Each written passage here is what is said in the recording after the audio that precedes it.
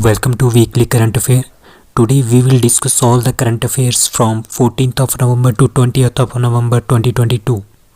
The question is, who won Responsible Tourism Global Award at the World Travel Mart London? That is Kerala tourism. तो Kerala tourism को क्या मिला है? Responsible tourism global award मिला है। कहाँ पे? वर्ल्ड ट्रैवल मार्ट, जो कि लंदन में हुआ था। तो state tourism minister PA Mohammed Riyas ने इसको रिसीव किया है on the behalf of the government at London. तो the award is given for the street project. आपको कुछ दिन पहले मैंने बताया था कि एक स्ट्रीट प्रोजेक्ट है वो केरला में स्टार्ट हो गया है, जिसका मतलब है sustainable, tangible, responsible, experimental, ethnic and tourism hub. ठीक है, मतलब कि ये सस्टेनेबल मतलब कि हमने इको, जो हमारे पास इको सिस्टम है उसको अच्छा रखना है, टेंजिबल जो साइट्स है उनको भी अच्छे से रखना है, रिस्पॉन्सिबल टूरिज्म हमने जनरेट करना है, एक्सपेरिमेंट्स करने, एक्सपेरिमेंटल करने हैं, एथनिक ग्रुप मतलब कि जो हमारे पास रिलीजियस ग्रुप है उसके रिलेटेड भी हमने क्या करना है, टूरिज्म को बढ़ावा देना है। ठीक है, तो ये इस तरह की हमने सारी की सारी चीज़ें करनी है, जिसकी वजह से हमारा पास क्या हो जाएगा, टूरिज्म इंक्रीज हो जाएगा। उसको बोलते हैं हम स्ट्रीट। और ये कहाँ पे स्टार्ट हुआ है? केरला में। तो जो स्ट्रीट प्रोजेक्ट है उसकी इम्प्लीमेंटेशन की वजह से केरला को ये अवार्ड मिला है।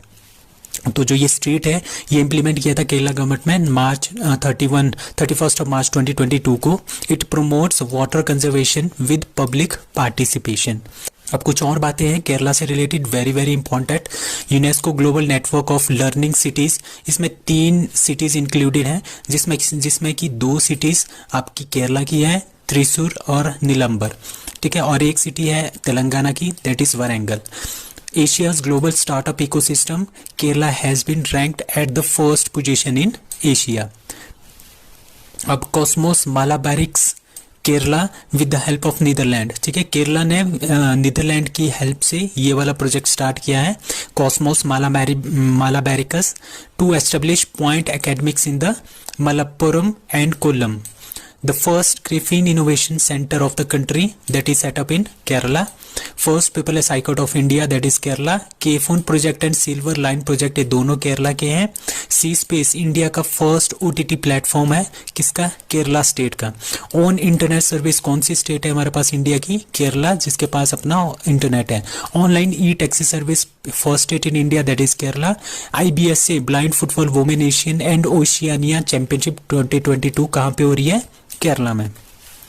तो question is view map is launched by that is A union bank of India. तो यूनियन बैंक ऑफ इंडिया ने क्या लॉन्च किया है? यूनियन व्यू मैप लॉन्च किया है। ठीक है, और ये जो यूनियन बैंक ऑफ इंडिया है ये 5th largest public sector bank है इंडिया का। तो और इसका जो है 11 नवंबर 2022 को इसकी एनिवर्सरी है, जब इसको पहली बार मनाया गया था। ठीक है, 104th anniversary, 104th foundation day 11 नवंबर 2022 को इसका हुआ है। तो इसका जो फर्स्ट ऑफिस था वो किसने इनॉग्रेट किया था? Father of the nation Mahatma Gandhi ने इसको इनॉग्रेट किया था 11 नवंबर 1919 में, और इसका हेडक्वार्टर है मुंबई में। ठीक है, इस ओकेजन के चलते यूनियन बैंक ने यूनियन व्योम नाम का एक ऐप लॉन्च किया गया है। ठीक है, इसके अकॉर्डिंगली क्या क्या होगा? इसके अकॉर्डिंगली होगा मतलब कि जो ये सिंगल ऐप होगा उसमें सारी हमारे पास रिटेल की इन्फॉर्मेशन होगी, MSME लोन हम ले सकते हैं, क्रेडिट कार्ड के लिए अप्लाई कर सकते हैं, invest 5000 plus mutual fund scheme में हम इसमें इन्वेस्ट कर सकते हैं, परचेज इंश्योरेंस को परचेज कर सकते हैं। ठीक है, गुड्स जो चीज़ें हैं उनको भी हम खरीद सकते हैं। ठीक है, तो एक तरह का ये शॉपिंग की तरह भी है, एक तरह का हमारे पास ये सारी की सारी चीज़ें जो हैं इसमें ऑनलाइन ट्रांजैक्शन भी होंगी। इसमें फ़्लाइट भी बुक कर सकते हैं, होटल भी बुक कर सकते हैं, गिफ्ट कार्ड ले सकते हैं, कैब्स बुक कर सकते हैं, डोनेशन एंड मच मोर। सारी की सारी फैसिलिटी एक ही जगह पे इन्होंने इम्प्लीमेंट कर दी है, उसका है। तो किसके अंदर? व्यू मैप के अंदर। और किसने लॉन्च किया है? Union bank of India. Which country is the host of No Money for Terror conference? That is India. So India में क्या हो रहा है? इंडिया में No Money for Terror conference जो है आयोजित की जा रही है। It is very important question. और ये कौन आयोजित कर रहा है? ये कर रहा है इंटरपोल, जो हमारे पास इंटरनेशनल पुलिस है जिसका हेडक्वार्टर आपका फ्रांस में है। ठीक है, इंटरपोल और यूनाइटेड नेशन की जो एक कमेटी है काउंटर टेररिज्म की, वो दोनों मिलके, इंटरपोल और यूनाइटेड नेशन की काउंटर टेररिज्म कमेटी, ये दोनों मिलके न्यू दिल्ली में no money for terror conference आयोजित कर रहे हैं। इसका एम सिंपल है कि जो भी हमारे पास जितने भी टेररिज्म हो रहे हैं उसको हमने पैसा जो है वो रोकना है, उनके पास जो है, जो टेररिस्ट है उनके पास पैसा नहीं पहुंचना चाहिए, जिसकी वजह से वो टेररिज्म फैलाते हैं। So India's first multimodal logistic park is said to be developed in which state? This is very important question. So that is in Tamil Nadu. से पहला मल्टीमोडल लॉजिस्टिक पार्क जो है वो लॉन्च हो रहा है। अभी क्या हुआ था, हमारी जो गवर्नमेंट है, गवर्नमेंट ऑफ इंडिया, उन्होंने 35 मल्टीमोडल लॉजिस्टिक पार्क जो है बनाने का वो दावा किया था कि हम 35 मल्टीमोडल लॉजिस्टिक पार्क्स बनाएंगे। उसमें से जो 15 है वो अगले 3 सालों में हम बना देंगे, ठीक है। और जो सबसे पहला मल्टी मॉडल लॉजिस्टिक पार्क है इसके अंतर्गत, वो सबसे पहला बना है तमिलनाडु में। कहाँ पे? मेपेडू में, नियर चेन्नई के पास है, तमिलनाडु स्टेट में।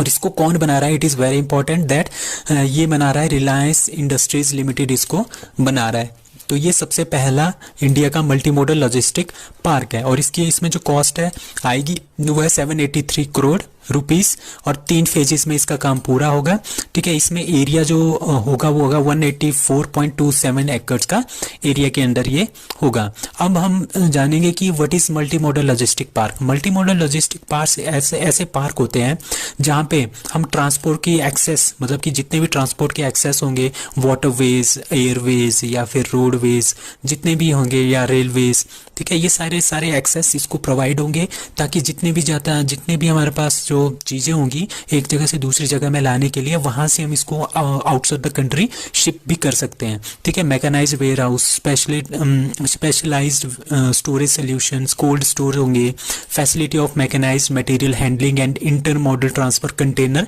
टर्मिनल। मतलब कि ज़्यादा से ज़्यादा हमने ट्रांसपोर्ट को बढ़ाना है, ठीक है, उस पर्टिकुलर एरिया में, ताकि हमारे पास क्या हो, जो ट्रेड हो वो ईजी हो जाए।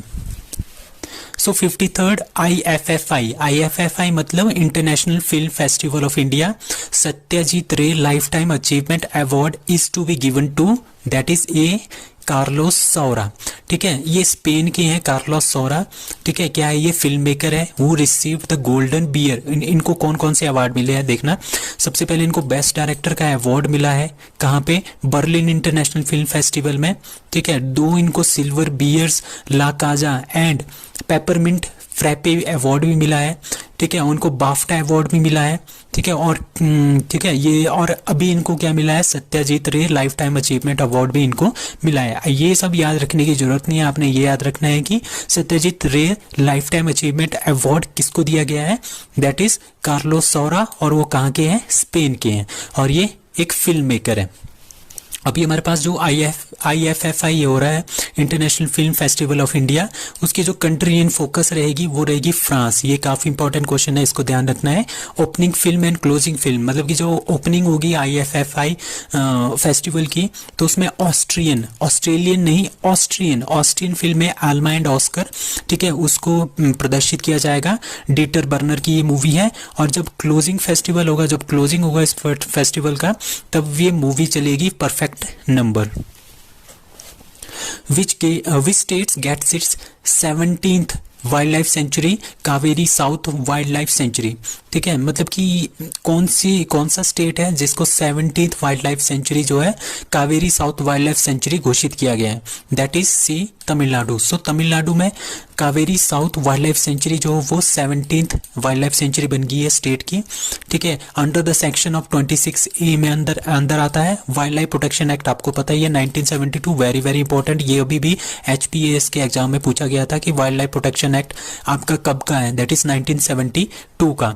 तो 686 स्क्वायर किलोमीटर्स का एरिया होगा, ठीक है। और इसमें 2 डिस्ट्रिक्ट आएंगी mainly, that is Krishnagiri and Dharmapuri, ठीक है। कृष्णागिरी और धर्मपुरी 2 डिस्ट्रिक्ट आएंगी, अब अगर कावेरी नदी की बात करें, ये ओरिजिनेट होती है ब्रह्मगिरी हिल्स कर्नाटका से, ठीक है। ये हमारे पास साउथ इंडिया है, ठीक है। यहाँ पे कर्नाटका है, यहाँ पे केरला है, ठीक है। यहाँ पे तमिलनाडु है। तो ये यहाँ से निकलती है ब्रह्मगिरी हिल्स से, फिर केरला में जाके, फिर तमिलनाडु में जाके, फिर पुडुचेरी से होके ये बे ऑफ बंगाल में चली जाती है, ठीक है। यहाँ पे 3 स्टेट में फ्लो करती है, कर्नाटका, केरला एंड तमिलनाडु। केरला में सबसे कम फ्लो करती है, ठीक है, अबाउट 5% के आसपास, ठीक है। और यूटी पुडुचेरी में से भी ये पास होके कहाँ पे चली जाती है, बे ऑफ बंगाल में। इसकी ट्रिब्यूटरीज कौन कौन सी है, काबिनी जो कि केरला में इसके साथ मिलती है, भवानी एंड अमरावती ये मिलती है तमिलनाडु में। So it contains water in all season, ठीक है। समर में जो हमारे पास यहाँ से देखो, जो हमारे पास मानसून आता है, समर वाला मानसून आता है, वो यहाँ से आता है। तो यहाँ पे बारिश करता है तो कावेरी नदी में पानी आ जाता है। दूसरा क्या होता है, जब सितंबर अक्टूबर के टाइम में जब वापस आता है ना मानसून ऊपर से, तो क्या हो जाता है, यहाँ से गारो खासी जयंतिया से क्या होता है, मानसून यहाँ से वापस आ जाता है, यहाँ से बे ऑफ बंगाल से पानी उठा के यहाँ पे बारिश कर देता है, ठीक है। इस एरिया में ये बारिश कर देता है, जिसकी वजह से कावेरी नदी में क्या आ जाता है, पानी आ जाता है। तभी हम इसको बोलते हैं ऑल सीजन इसमें पानी रहता है। So Ganga Vilas cruise, world's longest luxury river cruise, will be started between, that is Varanasi से लेके डिब्रूगढ़ वाया बांग्लादेश। तो ये बांग्लादेश से होके भी गुजरेगी। कहाँ से, Varanasi to Dibrugarh, Dibrugarh is in Assam. So the world longest, so world का ये सबसे लंबा लग्जरी रिवर क्रूज है on the Ganga Vilas cruise इसका नाम है, ठीक है। ये वाला क्रूज, ठीक है, will sail from Varanasi to Dibrugarh, is the longest river journey of 50 दिन की ये जर्नी होगी। वाराणसी से 50 दिन बाद ये पहुंचेगा डिब्रूगढ़ में, बीच में बांग्लादेश में इसमें आएगा। इसमें 27 रिवर सिस्टम के से ये पास करेगा और 50 टूरिस्ट साइट होंगी इसमें, जहां जहां पे ये ट्रैवल करेगा। The journey of the world's longest luxury river cruise will begin single largest river journey by a single river ship in the world. So dash edition of Coastal Defense Exercise Sea Vigil 2022 to begin on November 15, that is 3rd. So third edition of Coastal Defense Exercise है Sea Vigil 2022। Coastal क्या होता है, जो coast होते हैं ना, जो हमारे पास इंडिया के जो कोस्टल एरियाज हैं, जो समुद्र के साथ मिले हुए हैं, उसको बोलते हैं हम कोस्टल एरिया, ठीक है। और इसकी लेंथ है, आपने ये याद रखना है, काफ़ी इंपॉर्टेंट है, 7516 किलोमीटर इसकी टोटल लेंथ है आइलैंड्स को मिला के, ठीक है। तो यहाँ पे क्या होगा, इसका मेन एम है हमारे पास to enhance the maritime security, ठीक है। जो मैरीटाइम सिक्योरिटी है, मतलब कि जो समुद्र से आने वाले जो खतरे हैं उनको रिमूव करने के लिए ये एक्सरसाइज जो है हो रही है। कब से, जो 26/11 अटैक हुआ था ना, ठीक है, उसके चलते, ताकि उस तरह का अटैक फिर से ना हो, ठीक है। हमारे कुछ जितने भी कोस्टल एरियाज, कोस्टल के जो एरियाज हैं उनको प्रोटेक्ट करने के लिए ये एक्सरसाइज की जा रही है। Covering the exclusive economic zone of India, मतलब कि जितने भी हमारे पास ट्रेड्स होते हैं वो इन्हीं सी रूट से होते हैं, ठीक है। तो इसको क्या करना है, इसको कवर करना है, इसको हमने क्या करना है, डिफेंड करना है, ठीक है। उसके लिए coastal defence exercise Sea Vigil 2022 का आयोजन किया जा रहा है, ठीक है। It involves all coastal states, मतलब कि जितने भी कोस्टल स्टेट्स हैं, यूनियन टेरिटरीज हैं and other maritime stakeholders including fishing and coastal communities. तो ये सारे का सारा जो एरिया है, चाहे वो स्टेट का हो, चाहे वो यूटीज का हो, ठीक है, तो ये सारा का सारा एरिया हमने क्या करना है, डिफेंड करना है। इसके लिए coastal defence exercise Sea Vigil 2022 का आयोजन किया जा रहा है नवंबर 15 से, और ये इसका 3rd एडिशन है। So ASEAN is going to add which country as their 11th member. अभी क्या हो रहा है, जो एशियन की जो समिट हो रही है वो 40th 40वीं और 41वीं हो रही है, कहाँ पे, कंबोडिया में, ठीक है। तो वहाँ पे क्या हुआ, वहाँ पे एक 11th कंट्री इन्होंने, अभी तक क्या था, अभी तक हमारे पास 10 कंट्रीज इसमें थी, ठीक है। अब 11वीं कंट्री भी बोल रहे हैं कि हम इसको इसमें ऐड करेंगे। वो कंट्री है democratic Republic of Timor Leste. अब हम देखते हैं कि जो एशियन कंट्रीज है वो कौन कौन सी है, ठीक है। ये हमारे पास यहाँ पे इंडिया है, बांग्लादेश इसमें नहीं है, इंडिया भी नहीं है। तो ये जो कंट्रीज है ये सारी की सारी क्या है, इसके अंडर है, एशियान के अंदर आती है। Myanmar, Laos, Thailand, Cambodia, Vietnam, Malaysia, Singapore, Indonesia, Brunei and Philippines. ठीक है, अभी इंडोनेशिया के साथ है यहाँ पे एक आइलैंड है, इसको बोलते हैं हम तिमोर, ईस्ट तिमोर। ठीक है, ईस्ट तिमोर, पहले इसका नाम ईस्ट तिमोर था, अब इसको बोलते हैं democratic Republic of Timor Leste. ये भी बोल रहे हैं कि हम इसको भी ऐड कर लेंगे, तो ये अगले साल से ये ऐड हो जाएगा इसमें भी। और जो पपुआ न्यू गिनी है वो ऑब्जर्वर स्टेटस के रूप में एशियन के साथ है। ठीक है, ये इसका मेंबर नहीं है। ठीक है, एशियन का मतलब क्या है, association of south east Asian Nations. Headquarter इसका जकार्ता में, इंडोनेशिया में। फाउंड कब हुआ था, 8 अगस्त 1967 को फाउंड हुआ था, बैंकॉक थाईलैंड में। ठीक है, ईस्ट तिमोर पहले क्या था, ईस्ट तिमोर जो आइलैंड है ये 1975 तक पोर्चुगल के अंडर था, फिर 1970 में ये आ गया इंडोनेशिया के अंडर। ठीक है, अप टू 2002। ठीक है, 2002। Now from 2002 it is an independent country. So इसके जो कैपिटल है उसका नाम है दिल्ली। ठीक है, एशियन समिट कहाँ पे हो रही है, Cambodia, 40th and 41st। Who wins India's 2022 Doodle of Google competition? That is D. श्लोक मुखर्जी। तो श्लोक मुखर्जी ने क्या जीता है, इंडिया का 2022 डूडल फॉर गूगल कंपटीशन। तो गूगल फॉर डूडल कंपटीशन जो है 2009 से हम कॉन्टेस्ट करवा रहे हैं। ठीक है, इसमें क्या होगा, एक तरह का हम देखिए एक थीम देते हैं, उस थीम पे हमने क्या बनाना होता है, एक तरह का इस तरह का डूडल बनाना होता है। तो जो सबसे टॉप में आता है उसको सिलेक्ट करते हैं, उसको प्राइज मनी भी मिलता है। और ये कॉम्पिटिशन क्लास 1 से लेके क्लास 10th के बीच में होता है। ठीक है, इसका इस साल की थीम थी in the next 25 years my India will, मतलब कि हम 25 सालों में हमारा इंडिया किस तरह का होगा। तो यहाँ पे देखो उन्होंने ये बनाया था, श्लोक मुखर्जी ने, ये कोलकाता से इन्होंने बनाया कि योगा जी उन्होंने वो योगा करके बनाया है। वो एक साइंटिस्ट बनाया है। वो दूसरा उन्होंने क्या बनाया है, रोबोट, मतलब कि हम रोबोट के क्षेत्र में भी काफ़ी ज़्यादा काम कर रहे हैं। नंबर 1 योगा, दूसरा साइंस एंड टेक्नोलॉजी, तीसरा G&L, ये हमारे पास इकोसिस्टम, हमने अपने इकोसिस्टम को बचा के रखना है। एंड E, जो E है ये हमने क्या किया है, ये आयुर्वेद, जो हमारे पास आयुर्वेद है उससे हमने कई चीज़ों को ठीक करना है, कई बीमारियों को ठीक करना है। तो श्लोक मुखर्जी इज़ फ्रॉम कोलकाता। ठीक है, India on the centre state. ठीक है, वो तो इन्होंने क्या कह दिया, he was declare the winner of the India for his inspiring doodle title. इसका जो टाइटल है उसका नाम है India on the centre state. आपने इसका नाम याद रखना है, काफ़ी इंपॉर्टेंट है। तो आपने अभी देखा होगा 14 नवंबर 2022 को अगर आपने गूगल खोला होगा तो वहाँ पे google.com में इनका जो ये वाला डूडल है वो शो हो रहा था इंडिया में। ठीक है, तो स्पेशल रिवीजन सीरीज में मेरे पास कुछ क्वेश्चंस हैं, ये मैं इसीलिए करवा रहा हूँ क्योंकि जो पूरे 2022 के हमारे पास क्वेश्चंस है, वेरी वेरी इंपॉर्टेंट क्वेश्चंस, ताकि हम वो सारे के सारे इंपॉर्टेंट क्वेश्चंस हम डिस्कस कर सकें, ताकि वो इजीली आपको याद रह सके। ठीक है, फ्री कोचिंग के कॉम्पिटिटिव एग्जामिनेशंस के लिए कौन कौन सी योजनाएँ हैं, CM सारथी योजना झारखंड की है जो फ्री कोचिंग देती है कॉम्पिटिटिव एग्जाम के लिए। मुख्यमंत्री अभ्युदय योजना यूपी की है। अनुप्रीति योजना राजस्थान की है।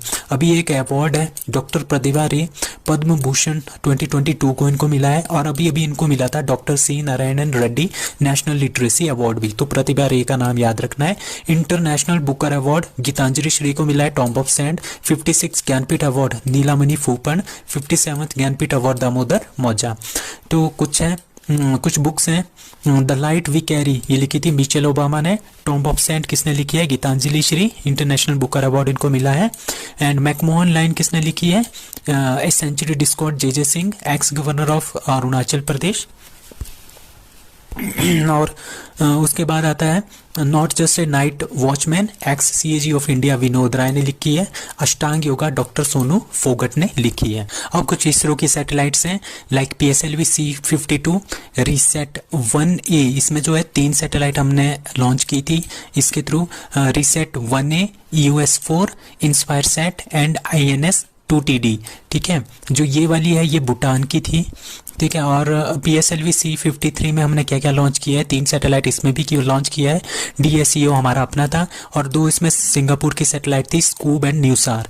ठीक है। एरियन 5 रॉकेट से हमने क्या किया था, GSAT-24 लॉन्च किया था फ्रेंच गुआना से। तो जो ये GSAT-24 है ये हमने किस पे लीज पे दिया है, टाटा DTH को लीज पे दिया है इसरो ने। ठीक है। आज़ादी सेट एंड EOS-2, ठीक है, ये दोनों हमने SSLV जो हमारे पास जो नया लॉन्च व्हीकल है, स्मॉल लॉन्च व्हीकल जो हमारे पास है, जो हमने अभी नया नया डेवलप किया है, तो उसके थ्रू हमने ये लॉन्च किए थे दोनों। ठीक है। उसके बाद आती है हमारे पास कुछ योजनाएं, जैसे चिराग है, चीफ मिनिस्टर इक्वली का education relief assistant and grant. ये योजना है हरियाणा गवर्नमेंट की, मतलब कि जो गरीब लोग हैं उनको अगर प्राइवेट स्कूल में एडमिशन करवानी है तो उसके लिए थी ये। ठीक है। कुछ एक वो पैसे देंगे, सरकार पैसे देगी लोगों को। ई अधिगम योजना by Haryana government to give tablet to the students for online education. ठीक है। अब कुछ अमेंडमेंट्स हैं। 101st कॉन्स्टिट्यूशन अमेंडमेंट GST से रिलेटेड है। 102nd constitution amendment OBC commission के लिए। 103rd constitution amendment 10% quota to EWS, very very important. And 104th constitution amendment SC ST का जो कोटा है वो 10 साल तक हमने एक्सटेंड कर दिया, और जो एंग्लो इंडियन का कोटा है वो रिमूव कर दिया गया है। ठीक है। तो ये काफ़ी इंपॉर्टेंट 4 हमारे पास कॉन्स्टिट्यूशन अमेंडमेंट्स है। उसके बाद कुछ अपॉइंटमेंट्स हैं, like Madhabi Puri beach first female chairperson of SEBI. ठीक है। अलका मित्तल कौन है, ONGC की फर्स्ट फीमेल चेयरपर्सन। ठीक है। Geeta Gopinath, she was the first deputy managing director of international monetary fund India की तरफ से, और फीमेल भी पहली थी Geeta Gopinath. Has made it as the first women to be featured. ठीक है। ये पहली वुमेन बन गई है जिसने फीचर किया है wall of the former chief economist of the IMF, which year has been declared as ASEAN India Friendship Year। Asian क्या है, ये साउथ ईस्ट एशिया का एक ग्रुप है। ठीक है। इसमें इंडिया नहीं है, इस ग्रुप में इंडिया नहीं है, और इसमें चाइना भी नहीं है। ठीक है। जो इंडिया है ना, इंडिया के जो ईस्ट में जितने भी कंट्रीज़ है ना, वो सारी की सारी एशियन के अंदर है। ठीक है। लाइक म्यांमार से आगे वाली। ठीक है। सो सबसे पहले कौन सा, इसमें 10 कंट्रीज़ है। म्यांमार, ठीक है, दूसरी थाईलैंड, तीसरी Vietnam, Laos, Cambodia, Brunei, Philippines, Malaysia, ठीक है, सिंगापुर, इंडोनेशिया। ठीक है। तो हमारे पास ये कितनी होगी, 10 कंट्रीज़ हैं। ये सारी की सारी 10 कंट्रीज़ मिलकर बनाती है एशियान। ठीक है। इंडिया इसका मेंबर नहीं है, बट इंडिया की फ्रेंडशिप इनके साथ बहुत अच्छी है। ठीक है। इंडिया क्या है, सेक्टरल पार्टनर रहा है एशियान का 1992 से। ठीक है। और 1992 में से हम इसके पार्टनर रहे हैं, और 2022 में इसका टोटल कितना हो गया, 30 साल हो गए। ठीक है। 30 साल हो गए फ्रेंडशिप के। तो उन्होंने 2022 को क्या डिक्लेयर कर दिया है, इस बार ये हमारे पास एक फ्रेंडशिप ईयर है, किसके बीच में, एशियन और इंडिया के बीच में। अब ये जितनी भी कंट्रीज़ है ना, ये एशियन की जितनी भी कंट्रीज़ हैं, इनकी चाइना के साथ नहीं बनती है। ठीक है। और इनकी इंडिया के साथ बहुत अच्छी तरह से बनती है। ठीक है। और पता है आपको कि इंडिया की चाइना के साथ भी नहीं बनती, और इन कंट्रीज़ की भी चाइना के साथ नहीं बनती। तो ये आपस में फ्रेंड्स हैं। ठीक है। इंडिया और एशियंस काफ़ी अच्छे फ्रेंड्स हैं। तो 2022 इन्होंने क्या डिक्लेयर कर दिया है, एशियन इंडिया फ्रेंडशिप ईयर। काफ़ी इंपॉर्टेंट क्वेश्चन है। ठीक है। तो इस इवेंट को ऑर्गेनाइज करने के लिए, सेलिब्रेट करने के लिए इंडिया का मीडिया डेलीगेशन जो है वो सिंगापुर एंड कंबोडिया जो है वो चला गया है। अभी एशियन की 2022 में जो समिट हुई थी वो हुई थी कंबोडिया में, ये भी आपने ध्यान रखना है। So in 2022 the relationship was further upgraded to the summit level, मतलब कि इंडिया इनकी समिट में भी पार्टिसिपेट करता है। तो इस तरह का लेवल का फ्रेंडशिप हमारे इंडिया और एशियन के बीच में है। So center approves BSNL RS 26,821 crore 4G deal with that is TCS। ठीक है। सेंटर ने क्या है, सेंटर जो कैबिनेट है हमारी, उन्होंने BSNL को कितना पैसा दिया है, 26,821 करोड़ रुपए दिया है। क्यों दिया है, ताकि वो क्या कर सके, एक 4G की डील कर सके TCS के साथ। ठीक है। अभी आपको पता होगा कि जो हमारे पास BSNL है उसका 2G और 3G ही चलता है। ठीक है। इनका 4G अभी तक अवेलेबल नहीं है। तो अब क्या कर रहा है, अब BSNL धीरे धीरे रिवाइव कर रहा है। तो उन्होंने क्या कर दिया, 4G की डील, मतलब कि अब इनका 4G आने वाला है BSNL का। अब फिर 4G जो BSNL का आएगा ये खुद नहीं करेंगे, ये TCS जो कंपनी है, टाटा कंसल्टेंसी सर्विसेज, उनकी जो कंपनी है उनको क्या करेंगे, इतनी 26,821 करोड़ की ये डील देंगे। ठीक है। उसके अकॉर्डिंगली क्या बनाएंगे, बहुत सारे टॉवर्स बनाएंगे, 4G सर्विसेज जो वो प्रोवाइड करेंगे। ठीक है। Bharat Sanchar Nigam limited has note central government to ahead of कितना 26,821 करोड़ रुपए दिया गया है। किसके साथ डील करने के लिए? टीसीएस के साथ डील करने के लिए। क्यों डील कर रहे हैं? 4G को लॉन्च करने के लिए। ठीक है, तो आपने ये ध्यान रखना है। So BSNL will give 10,000 crore of worth purchase order to TCS. So TCS को जो 26,000 करोड़ 26,821 करोड़ मिलेगा, उसमें से 10,000 करोड़ की डील जो है अभी अभी करेंगे। किसके साथ? टीसीएस के साथ। बाकी वो धीरे धीरे करते रहेंगे। सो दिसंबर 2022 और जनवरी 2023 के आसपास हमारे पास बीएसएनएल का 4G भी आ जाएगा। तो टीसीएस की कौन सी कंपनी इसमें पार्टिसिपेट कर रही है? उसका नाम है तेजस नेटवर्क। ये आपने ध्यान रखना है। तेजस नेटवर्क जो है वो ये काम करेगी। ठीक है, ये सारे के सारे इक्विपमेंट्स बनाएंगी बीएसएनएल के लिए। ठीक है, अभी 4G लॉन्च हो रहा है। अभी बीएसएनएल क्या कर रहा है?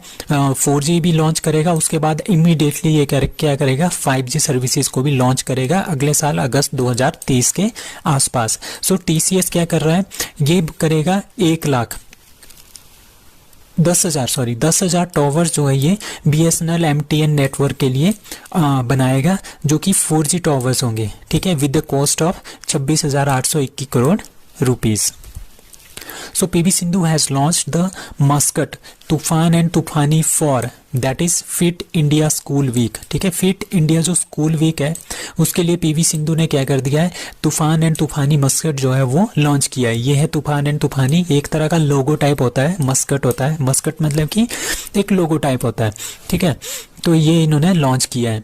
तो इसका मतलब क्या है? Double Olympic medallist. ठीक है, 2 ओलंपिक मेडल जीते हैं। 2016 में भी जीता है, 20 में भी इन्होंने जीता है, 16 में इन्होंने जीता था सिल्वर, और अभी इन्होंने 20 में क्या जीता है?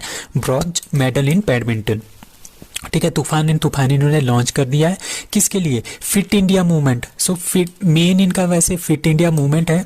ठीक है, उसके अंडर एक स्कीम है, उसको बोलते हैं फिट इंडिया स्कूल वीक। मतलब कि जो फिट इंडिया का जो कैंपेन है वो हमने स्कूलों में भी लेके जाना है, उसको बोलते हैं फिट इंडिया स्कूल वीक। और इसका 4th एडिशन इस बार लॉन्च होगा। कब? 15 नवंबर 2022 से स्टार्ट होगा। इसके अंदर क्या होगा? इसमें पूरी कंट्रीज के जितने भी स्कूल्स है ना वो सेलिब्रेट करेंगे फिटनेस और स्पोर्ट्स इन वेरियस फॉर्म्स। ठीक है, कब से कब? 4 से 6 दिन तक। ठीक है, मतलब कि ये इसमें ये बताएंगे कि इम्पोर्टेंस क्या है स्पोर्ट्स की, और बहुत सारी गेम्स होंगी, स्पोर्ट्स होगा कहाँ पे? स्कूल्स में। तो PV Sindhu has launch the mascot Toofan and Toofani for fit India school week. So CM announces, मतलब कि उड़ीसा के सीएम ने अनाउंस किया है to made slum free Orissa by the end of that is 2023। ठीक है, 2023 के एंड तक इन्होंने क्या करना है? जितने भी उड़ीसा में जितने भी स्लम्स हैं, ठीक है, उनको ख़त्म करना है। उन्हें एक अच्छी बेटर अपॉर्चुनिटीज़ देनी है, अच्छी लिवलीहुड देना है। ठीक है, जो स्लम्स में जो पीपल रहते हैं ना वो काफ़ी ज़्यादा गरीब होते हैं।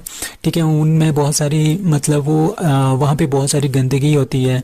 ठीक है, और छोटे छोटे घर होते हैं, एक कमरों का घर होता है, उसमें 10-10 लोग रह रहे होते हैं। उस एरिया को बोलते हैं स्लम। ठीक है, उनको रिमूव करके प्रॉपर हमने उनको हाउसेस देने हैं, प्रॉपर हमने उनको लैंड देनी है। वो किसने बोला है? उड़ीसा ने बोला है। और 2023 तक ये काम जो है कंप्लीट कर दिया जाएगा। सो उड़ीसा के चीफ मिनिस्टर कौन है? उड़ीसा के जो चीफ मिनिस्टर है वो है नवीन पटनायक जी। उन्होंने ये बोला है कि 2023 तक हमने उड़ीसा को स्लम फ्री बनाना है। ठीक है, इसके लिए उन्होंने एक सर्वे भी लॉन्च कर दिया गया है। ठीक है, इसके अकॉर्डिंगली, इस सर्वे के अकॉर्डिंग क्या करेंगे? वो एक जमीन प्रोवाइड करेंगे। किसको? स्लम ड्वेलर्स को, जो स्लम में रहते हैं ना उनके लिए एक जमीन प्रोवाइड करेंगे, और कुछ फाइनेंशियल असिस्टेंट भी उनको प्रोवाइड करवाएंगे। ठीक है, ताकि वो अच्छे से रह सके। सो कहाँ पे होगा ये? भुवनेश्वर, कटक, बहरमपुर, राउरकेला एंड संबलपुर, ये जो सिटीज है ना इनमें ये सारा का सारा सर्वे होगा। किस मिशन के under? That is Jaga mission programme. ये आपने ध्यान रखना है, काफी इंपॉर्टेंट है। जग्गा मिशन प्रोग्राम किससे रिलेटेड है?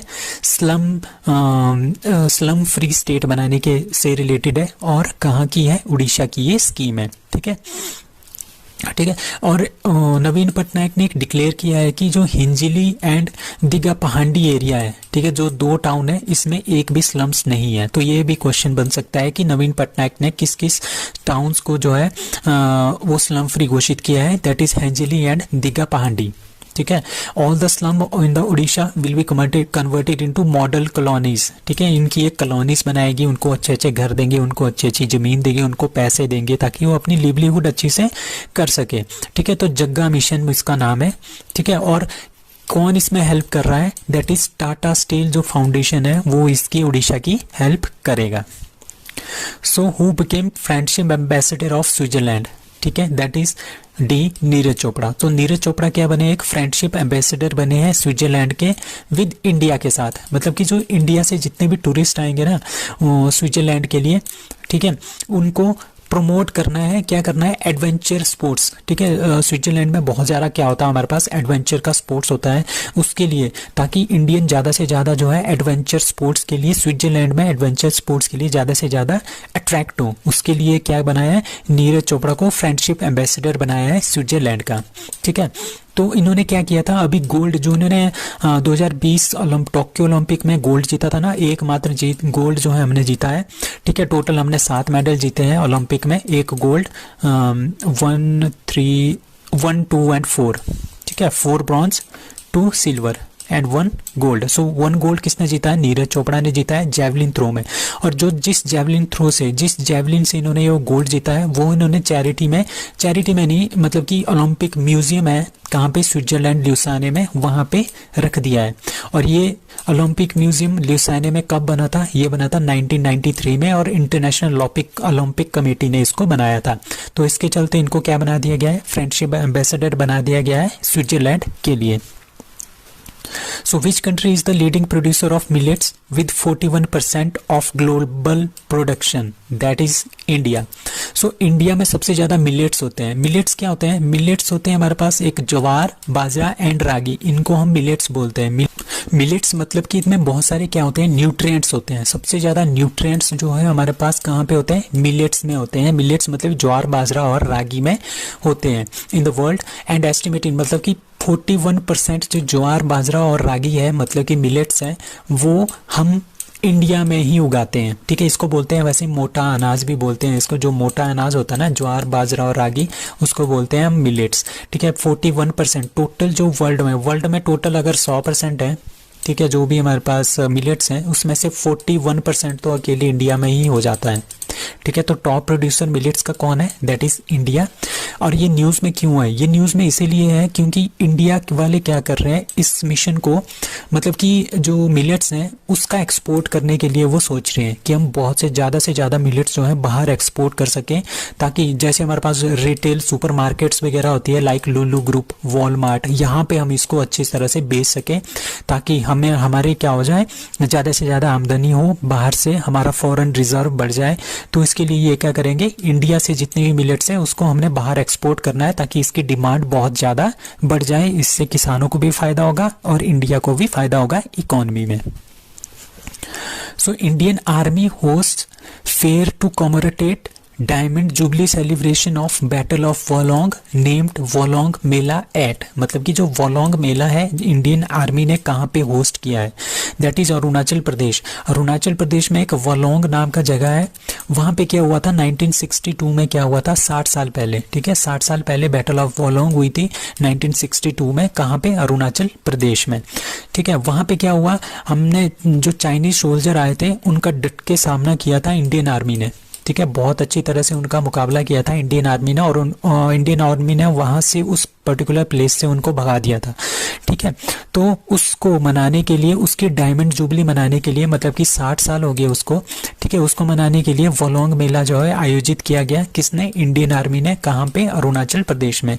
तो यहाँ पे देखो आप, बहुत सारे इंडियन आर्मी के सोल्जर्स हैं और यहाँ पे बच्चे हैं अरुणाचल प्रदेश के, तो उनके साथ मिलकर इन्होंने वोलोंग फेस्टिवल मनाया। ठीक है, Walong mela. So diamond jubilee celebration of the Walong festival कहाँ पे? दाओ sub division of sphere Corp. ठीक है, ये आपने याद रखना है। दाओ सब डिवीजन में कौन सी कॉर्प्स थी? स्पीयर कॉर्प्स थी। ठीक है, तो उन्होंने एक मेला सेलिब्रेट किया, उसको बोलते हैं वोलोंग सर्कल ऑफ अरुणाचल प्रदेश, मतलब कि Walong mela. World's highest polling station Tashigang is located at, that is Himachal Pradesh. तो हिमाचल प्रदेश के लाहौल स्पीति में क्या है, वर्ल्ड का सबसे हाईएस्ट पोलिंग स्टेशन है, उसका नाम है तशीगैंग। ठीक है, और ये कितनी हाइट पे है? 15,200 फीट की हाइट पे है। अगर हम इसको मीटर्स में करें तो 4650 मीटर्स पे ये पोलिंग स्टेशन है। ठीक है, अभी अभी पता है वहाँ पे हिमाचल प्रदेश में लोकसभा के इलेक्शंस हुए थे पिछले कल 12 नवंबर को वहाँ पे इलेक्शन हुए थे।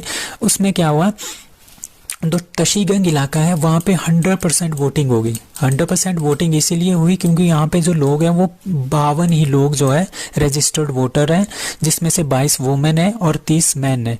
ठीक है, और 100% यहाँ पे वोटिंग हुई है। और ये तशीगंग विलेज जो है ये लाहौल स्पीति डिस्ट्रिक्ट में है, हिमाचल प्रदेश में। और ये वर्ल्ड का नॉट इंडिया, वर्ल्ड का हाईएस्ट पोलिंग स्टेशन है।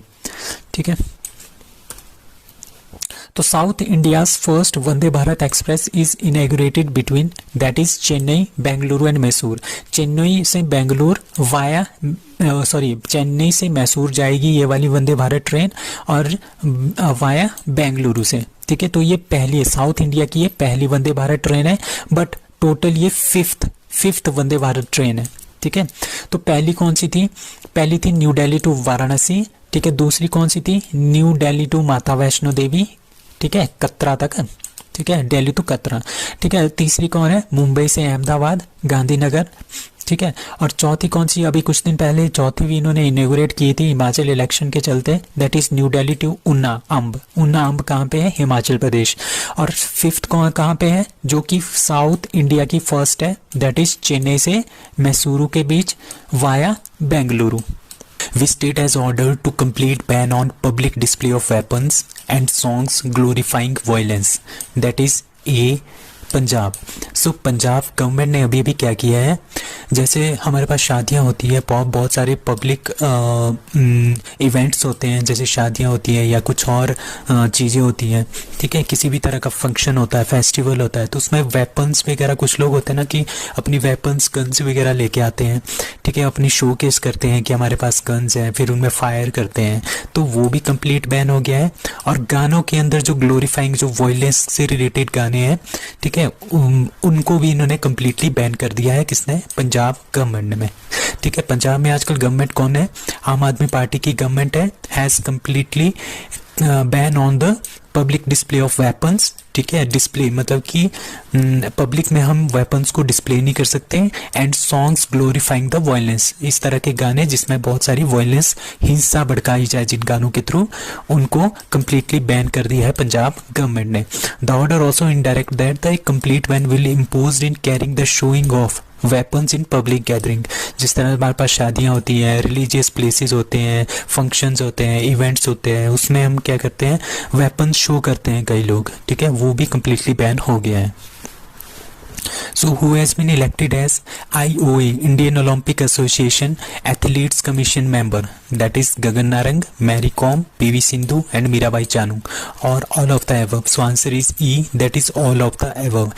अभी क्या है, जो इंडियन ओलंपिक एसोसिएशन है, इन्होंने 10 मेंबर्स को चूज किया है as a member of the commission.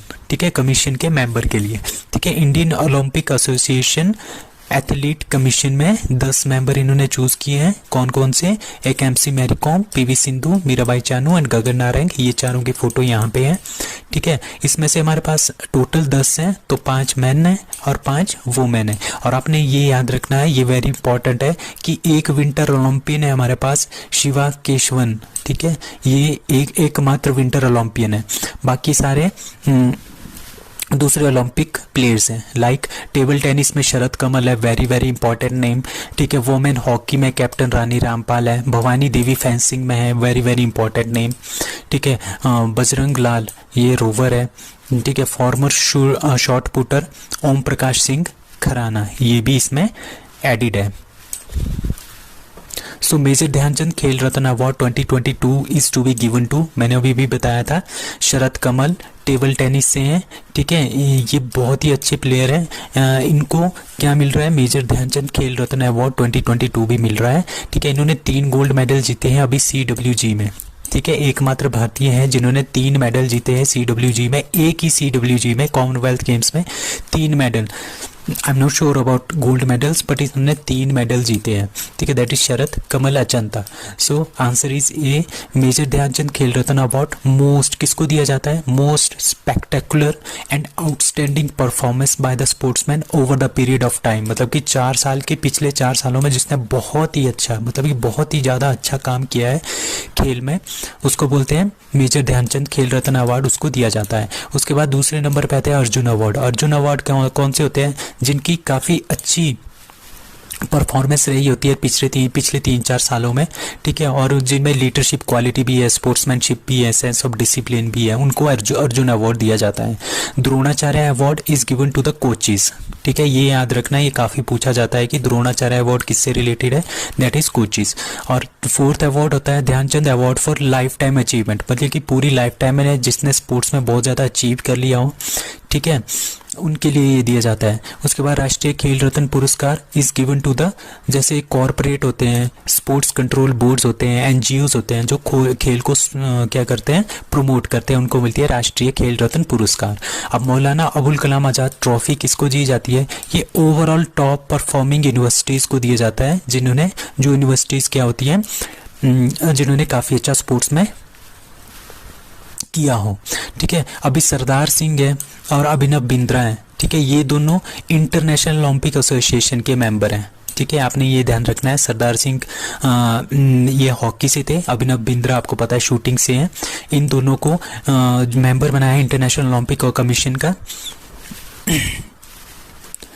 In our lifetime campaign launched by the India, ठीक है, इन अवर लाइफ टाइम ये एक कैंपेन है जो कि लॉन्च किया गया है किसके थ्रू? इंडिया के थ्रू। कहाँ पे? COP जो कॉन्फ्रेंस ऑफ पार्टीज हो रही है 27, कहाँ पे हो रही है? इजिप्ट में, ठीक है, with the help of UNDP, united nation development programme, ठीक है, UNDP प्लस इंडिया, ठीक है, UNDP प्लस इंडिया, इन्होंने एक कैंपेन स्टार्ट किया है, in our lifetime campaign launched by India. कहाँ पे? COP 27 में। और COP 27 कहाँ पे हो रहा है? वो हो रहा है इजिप्ट में, ठीक है, वहाँ पे इन्होंने ये कैंपेन लॉन्च किया है। इसका एम क्या है? इसका एम ये है कि जो युवा हैं 18 से लेकर 23 साल के जो लोग हैं, यूथ हैं, उनको एनकरेज करना है। किस लिए एनकरेज करना है? ताकि सस्टेनेबल लाइफस्टाइल के लिए, मतलब कि हमने अपने पर्यावरण को भी बचाना है और खुद भी अच्छे से रहना है, उसको बोलते हैं हम सस्टेनेबल लाइफस्टाइल, तो इसके लिए हमें उसको प्रमोट करना है, ठीक है। The campaign envision the recognise youth from around the world, ठीक है, पूरे वर्ल्ड के यूथ को हम लेंगे क्लाइमेट एक्शन के ऊपर, मतलब कि जो क्लाइमेट चेंज हो रहा है आजकल उसके दुष्प्रभावों को हमने उनको बताना है, ताकि उनको ये बात समझ आए कि कितना इंपॉर्टेंट है हमारे लिए इन्वायरमेंट। और वो क्या करेंगे? वो एक तरह का इनिशिएटिव करेंगे पूरे वर्ल्ड में, अपनी अपनी कंट्री में, ताकि हम इन्वायरमेंट को बचा सके। सो Under 19 T20 Men World Cup is going to be organized at that is Sri Lanka, ठीक है। जो अंडर 19 मेंस का T20 वर्ल्ड कप जो 2024 में है वो होगा श्रीलंका में। अंडर 19 का T20 वर्ल्ड कप जो 2026 में है वो होगा जिम्बाब्वे एंड नामीबिया में। अब फीमेल की बात करते हैं। Under 19 women T20 world cup 2023 ये पहला एडिशन है वुमेन का, ठीक है, वो होगा साउथ अफ्रीका में। Under 19 women T20 world cup 2025 Malaysia and Thailand, और 2027 का बांग्लादेश एंड नेपाल में। So International Geeta Mahotsav to be organized from November 19 to December 6 at that is Kurukshetra Haryana. तो कुरुक्षेत्र हरियाणा में इंटरनेशनल गीता महोत्सव जो है वो ऑर्गेनाइज किया जाएगा। वेरी वेरी इंपॉर्टेंट क्वेश्चन, ये सभी एग्जाम्स के लिए काफ़ी इंपॉर्टेंट क्वेश्चन है। सो कुछ और क्वेश्चन की बात करते हैं। बेटी बचाओ बेटी पढ़ाओ 22 जनवरी 2015 को स्टार्ट किया था पानीपत हरियाणा से। PM जनधन योजना 15 अगस्त 2014 को started from 28 August 2014 to open zero balance account, ठीक है। मेक इन इंडिया कब स्टार्ट हुआ था? 2014 में। स्वच्छ भारत मिशन 2014 में। इंद्रधनुष योजना 25 दिसंबर 2014, ये वैक्सीनेशन से रिलेटेड है। अब उज्ज्वला योजना 1 मई 2016 से बलिया यूपी से स्टार्ट हुआ था, इसका फर्स्ट एडिशन, और सेकंड एडिशन इसका 10 मई 2021 से स्टार्ट हुआ था महुआ MP से। ये काफ़ी इंपॉर्टेंट क्वेश्चन है। आयुष्मान भारत योजना 23 सितंबर 2018 को स्टार्ट हुआ था झारखंड रांची से। ये बहुत ही इंपॉर्टेंट क्वेश्चन है, कहीं ना कहीं आपको ये जरूर मिलेगा क्वेश्चन पेपर में। So what is the name of Indian origin Sikh volunteer who wins 2023 North South Wales Australian of the year award. ठीक है, 2023 का Australian of the year award किस इंडियन ओरिजिन सिख वॉलंटियर को मिला है? उनका नाम है अमर सिंह। ठीक है, आंसर इज सी, अमर सिंह। इन्होंने क्या किया है, इन्होंने बहुत ही ज़्यादा सपोर्ट किया। आपको पता है कि सिख जो लोग होते हैं वो काफ़ी ज़्यादा जाने जाते हैं अपने फ्री फूड के लिए। ये बहुत ही ज़्यादा फ्री फूड देते हैं, लोगों की हेल्प करते हैं ड्यूरिंग कब करते हैं, जब भी क्राइसिस हो, during floods, bush fires, drought and pandemic के टाइम पे इन्होंने बहुत ही ज़्यादा हेल्प की है ऑस्ट्रेलिया के लोगों की। तो ये 41 ईयर्स ओल्ड है, इंडियन ओरिजिन के हैं, सिख वॉलंटियर है who experience ethnic slurs because of the beard and turban was honoured along with the 3 others with the prestigious 2023 New South Wales Australian of the year award. ठीक है, अमर सिंह ने क्या बनाया है, एक सिख की फाउंडेशन बनाई है, टर्बन फॉर ऑस्ट्रेलिया। ये नाम ये आपने याद रखना है कि इन्होंने बनाई है, अमर सिंह ने, और जिनको क्या मिला है, North South Wales Australian of the year award भी मिला है। Natasha Pirc Musar has been elected as the first female president of that is B Slovenia. Slovenia की जो प्रेसिडेंट है उनको नताशा पिर्क मुशराहस को इलेक्ट किया गया है। ठीक है, ये पहली फीमेल प्रेसिडेंट है इस कंट्री की। तो जो स्लोवेनिया है, ये जो कंट्री है ये ऑस्ट्रिया के पास है। ऑस्ट्रिया इसका नेबर है, क्रोएशिया इसके नेबर है, हंगरी इसके नेबर है। ठीक है, तो ये एक जर्नलिस्ट है एंड ए लॉयर थी। ठीक है, जर्नलिस्ट भी थी और लॉयर भी थी, जो अब फर्स्ट फीमेल प्रेसिडेंट बन गई है कहाँ की, स्लोवेनिया की। She defeated foreign minister Anze Logar, a veteran of conservative politics. अब कुछ और क्वेश्चंस हैं, कुछ और अपॉइंटमेंट्स हैं, like Gustavo Petro, first leftist president of Colombia. Tanzania की first female president Samia Suluhu Hassan. 17th president of Philippines Ferdinand Marcos junior. 14th PM of Israel Yair Lapid. अब क्या हुआ, इलेक्शन कौन जीत गया है, बेंजामिन नेतन्याहू अपने next PM होंगे। President of Somalia Hasan Sheikh. President of Hungary Katalin Novak. James Marape PM of Papua New Guinea. President of Kenya William Samoei Arap Ruto. Who becomes world's first public company to lose 1 trillion in market value? अभी क्या हुआ, जो Amazon India है, Amazon है, USA की company है, इनका जो 2021 में मार्केट कैप था वो था 1.88 ट्रिलियन USD। बट अभी क्या हुआ, रिसेशन के चलते USA में बहुत ही ज़्यादा रिसेशन चल रहा है आजकल, इकोनॉमिक क्राइसिस। ठीक है, तो मार्केट कैप इनका क्या हो गया, 0.88 ट्रिलियन USD रह गया है, मतलब कि 1 ट्रिलियन US$ इन्होंने एक साल में लॉस कर लिया है। Massive 1 trillion drop in just 16 month. ठीक है, अब अमेजन अकेली अमेजन का ही नहीं हुआ है नुकसान, बट सबसे ज़्यादा जो नुकसान हुआ है वो अमेजन का हुआ है। अमेजन और माइक्रोसॉफ्ट में काफ़ी तेज़ी से जो है डाउनफॉल आ रहा था। हम मतलब कि USA वाले ये चेक कर रहे थे कि कौन सबसे पहले 1 ट्रिलियन की मार्केट वैल्यू जो है जिनकी डाउन चली जाएगी, तो उसमें अमेजन की जो मार्केट वैल्यू है वो सबसे पहले $1 ट्रिलियन डाउन चली गई है। What is the rank of India on climate change performance index 2023? That is C, 8th। ठीक है, पिछले साल जो हमारा रैंक था वो था 10th, बस इस साल का हमारा रैंक कितना है, 8th। 2 साल की इंप्रूवमेंट हमने 2 पॉइंट की हमने इंप्रूवमेंट कर दी है। इसका मतलब क्या होगा, क्लाइमेट चेंज परफॉर्मेंस इंडेक्स, मतलब कि जो हम CO2 कार्बन डाइऑक्साइड जो ग्रीन हाउस गैसेस का जो एमिशन करते हैं, ठीक है, वो इंडिया में कम हुआ है, इसका मतलब ये है।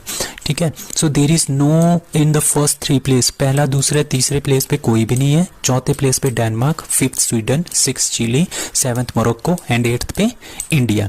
इंडिया USA, UK, चाइना सभी कंट्री से आगे हैं। ठीक है, मतलब कि इंडिया बहुत ही अच्छा कर रहा है इस फील्ड में। ठीक है, India benefits from low per capita emission and energy use. ठीक है, it's growing share of renewable energy. अभी हमने क्या किया है, 2017 हमने इंडिया ने बोला है कि हम नेट जीरो कार्बन स्टेट बनेंगे, कार्बन कंट्री बनेंगे 2070 तक। सो जो एमिशन है ग्रीनहाउस गैसेस और कार्बन डाइऑक्साइड, ठीक है, उसका एमिशन जो है इंडिया में कम हुआ है। अब कुछ और क्वेश्चंस हैं, स्पेशल रिवीजन क्लासेस लाइक, इसमें बहुत सारे क्वेश्चंस हैं। इंडिया की 3rd रैंक है एयरफोर्स इंडेक्स में। ठीक है, पहला हमारे पास अमेरिका है, दूसरा रशिया है, तीसरा इंडिया है। 43rd इंटेलेक्चुअल प्रॉपर्टी राइट में, 107th ग्लोबल 100 इंडेक्स में। पिछले साल हम 101 पे थे, अब हम इस साल चले गए 107 पे। 132वां rank human development index by UNDP। ठीक है, 135th world peace index, 136 global happiness index, किसने? United Nation sustainable development solution network ने इस रिपोर्ट को निकाला था।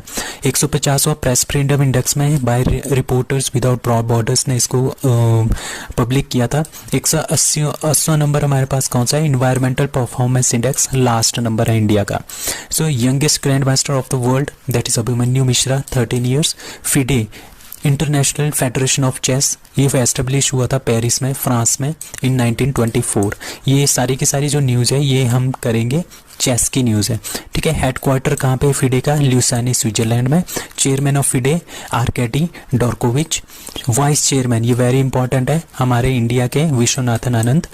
73rd जो ग्रैंड मास्टर है, ये ग्रैंड मास्टर्स हैं चारों। 73rd grand master Bharath Subramaniyam Tamil Nadu के हैं। 74th राहुल श्रीवास्तव तेलंगाना के हैं। 75th प्रणव वी तमिलनाडु के हैं। और 76 ये लेटेस्ट है, दैट इज प्रणव आनंद बेंगलुरु 2022 में ये बने थे। उसके बाद first state to start free breakfast to first and 5th class students, that is Tamil Nadu. बाल बजट, पहली स्टेट इंडिया की जो बाल बजट मतलब कि किड्स के लिए बजट इन्होंने स्टार्ट किया है, that is Madhya Pradesh. Chief minister of Tamil Nadu MK. Stalin. Dugong conservation reserve gulf of Mannar में है, पाक वे में, तमिलनाडु में। Tamil Nadu chief minister MK. Stalin inaugurated school of excellence and model scheme in the state in the presence of Delhi chief minister Arvind Kejriwal. अब सिरपी क्या है? Student in response police initiative, ये जो स्टार्ट किया है वो स्टार्ट किया है तमिलनाडु ने, ठीक है। Newest high court of India that is Amaravati. First lithium cell manufacturing plant that is Tirupati Andhra Pradesh, 270 megawatt hour का ये प्लांट है। अब फॉरेस्ट रिपोर्ट 2022 में हम जानेंगे कि फॉरेस्ट रिपोर्ट में क्या क्या आया था। Most forest cover Madhya Pradesh में है। Most percentage of forest that is Mizoram में है। Most increase in forest that is Andhra Pradesh. Least forest cover and percentage of forest that is Haryana. Nobel literature dash dash honoured UK's royal order of merit award that is Venki Ramakrishnan. So Venki Ramakrishnan क्या है? ये molecular biologist हैं, कहाँ के? United Kingdom के, but ये Indian है, origin इनका इंडियन है और रहते कहाँ पे? यूनाइटेड किंगडम में रहते हैं। इनको रॉयल ऑर्डर ऑफ मेरिट जो है अवार्ड दिया गया है, किसके द्वारा? ब्रिटेन के जो किंग है, किंग चार्ल्स III, उन्होंने ये अवार्ड दिया है, ठीक है। ऑर्डर ऑफ द मेरिट, जो ये order of the merit award है, ये कब दिया गया था? सबसे पहले 1902 में बाय किंग एडवर्ड 7 ने इसको दिया था। तो ये professor Venki, he was born in Chidambaram Tamil Nadu में इनका जन्म हुआ था। उसके बाद ये पढ़ने कहाँ चले गए थे? बायोलॉजी पढ़ने चले गए थे यूनाइटेड स्टेट, और वहाँ से ये कहाँ पे आ गए थे? यूके में, ठीक है। वहाँ पे ये ग्रुप लीडर थे ऑफ द लीडिंग रिसर्च, जो रिसर्च हो रही थी मॉलिक्यूलर बायोलॉजी में, उसके ये ग्रुप लीडर थे। कहाँ पे? कैम्ब्रिज यूनिवर्सिटी में। तो इनको क्या मिला है? UK's royal order of merit award जो है वेंकी रामाकृष्णन को मिला है।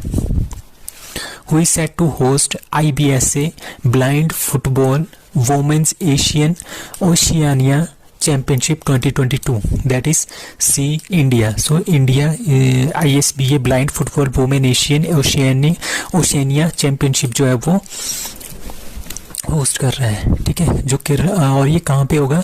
ये केरला में हो रहा है, ठीक है। ये आपने ध्यान रखना है, वेरी वेरी इंपॉर्टेंट, कि ये कहाँ पे हो रहा है? केरला में हो रहा है। केरला के गवर्नर कौन है? आरिफ मोहम्मद खान।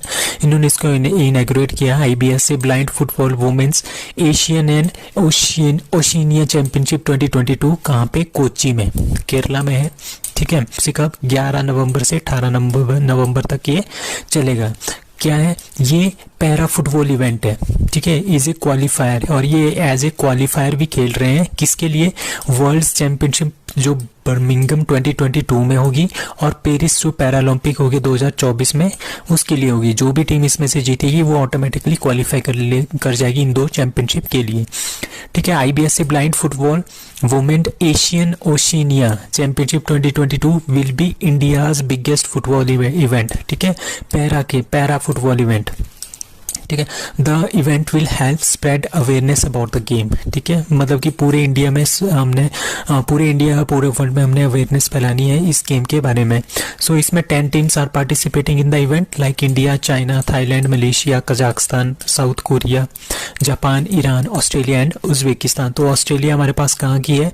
ओशिनिया से आता है, ठीक है। ओशिनिया से आ गया ऑस्ट्रेलिया, और बाकी जितनी भी कंट्रीज है they are of all Asian. तभी इसको बोलता है Asian Oceania championship 2022। It is being held in Kerala, India. So Indian Biological Data Center has been inaugurated in which state? That is B, Haryana. ये काफ़ी इंपॉर्टेंट क्वेश्चन है। हरियाणा में क्या खोला गया है? Indian biological data centre. किसने खोला है? Union ministry of state for science and technology. क्या नाम है? जितेंद्र सिंह ने इसको इनैगुरेट किया है। ये इंडिया का सबसे पहला है, ठीक है। ये तभी आपने इसको ध्यान रखना है, ये इंडिया का सबसे पहला है इंडियन बायोलॉजिकल डाटा सेंटर। कहाँ पे खोला है? फरीदाबाद, हरियाणा में ये खोला हुआ है। It is a very important question. IBDC is established at Regional Center of Biotechnology Faridabad with data disaster recovery। ठीक है, जो ये सेंटर है ये तो हमने फरीदाबाद हरियाणा में खोला है, बट इसका जो डाटा रिकवरी का स्टेशन है वो कहाँ पे खोला गया है? भुवनेश्वर। ठीक है, that is national informatics centre जो भुवनेश्वर में है, उड़ीसा में। वहाँ पे इसका क्या है? डाटा डिजास्टर रिकवरी सिस्टम है। डाटा डिजास्टर रिकवरी जो सिस्टम है that is in Bhubaneswar. It has a data storage capacity of 4 petabyte and the Brahma high performance computing facility. As per the amendment in Aadhaar rules, supporting documents need to be updated once in how many years? That is 10। ठीक है, अभी क्या हुआ है? As per recent notification by the ministry of electronics and IT, इन्होंने क्या बोला है कि जो हम आधार कार्ड बनाते हैं ना, एक बार हमने आधार कार्ड बना दिया, ठीक है, एनरोल कर लिया मैंने आधार कार्ड के लिए, तो यहाँ पे कुछ एक डॉक्यूमेंट्स लगते हैं, ठीक है। और ये डॉक्यूमेंट्स क्या होंगे? एवरी 10 साल के बाद ये चेंज होगी। सपोज करो हमने 2011 में बनाया था आधार कार्ड, अब 2021 में ये क्या होंगे? चेंज होंगे। ठीक है, अभी तो 2021 चला गया है। सपोज कर लो कि हमने इसको 2013 में किसने आधार कार्ड बनाया है, अपने डॉक्यूमेंट 2013 में दिए हैं, अब उनको डॉक्यूमेंट्स कब देने पड़ेंगे? 2023 में। सो एवरी 10 ईयर्स के बाद आपको क्या करना पड़ेगा? आधार कार्ड के जो सपोर्टिंग डॉक्यूमेंट है वो अपडेट करने पड़ेंगे।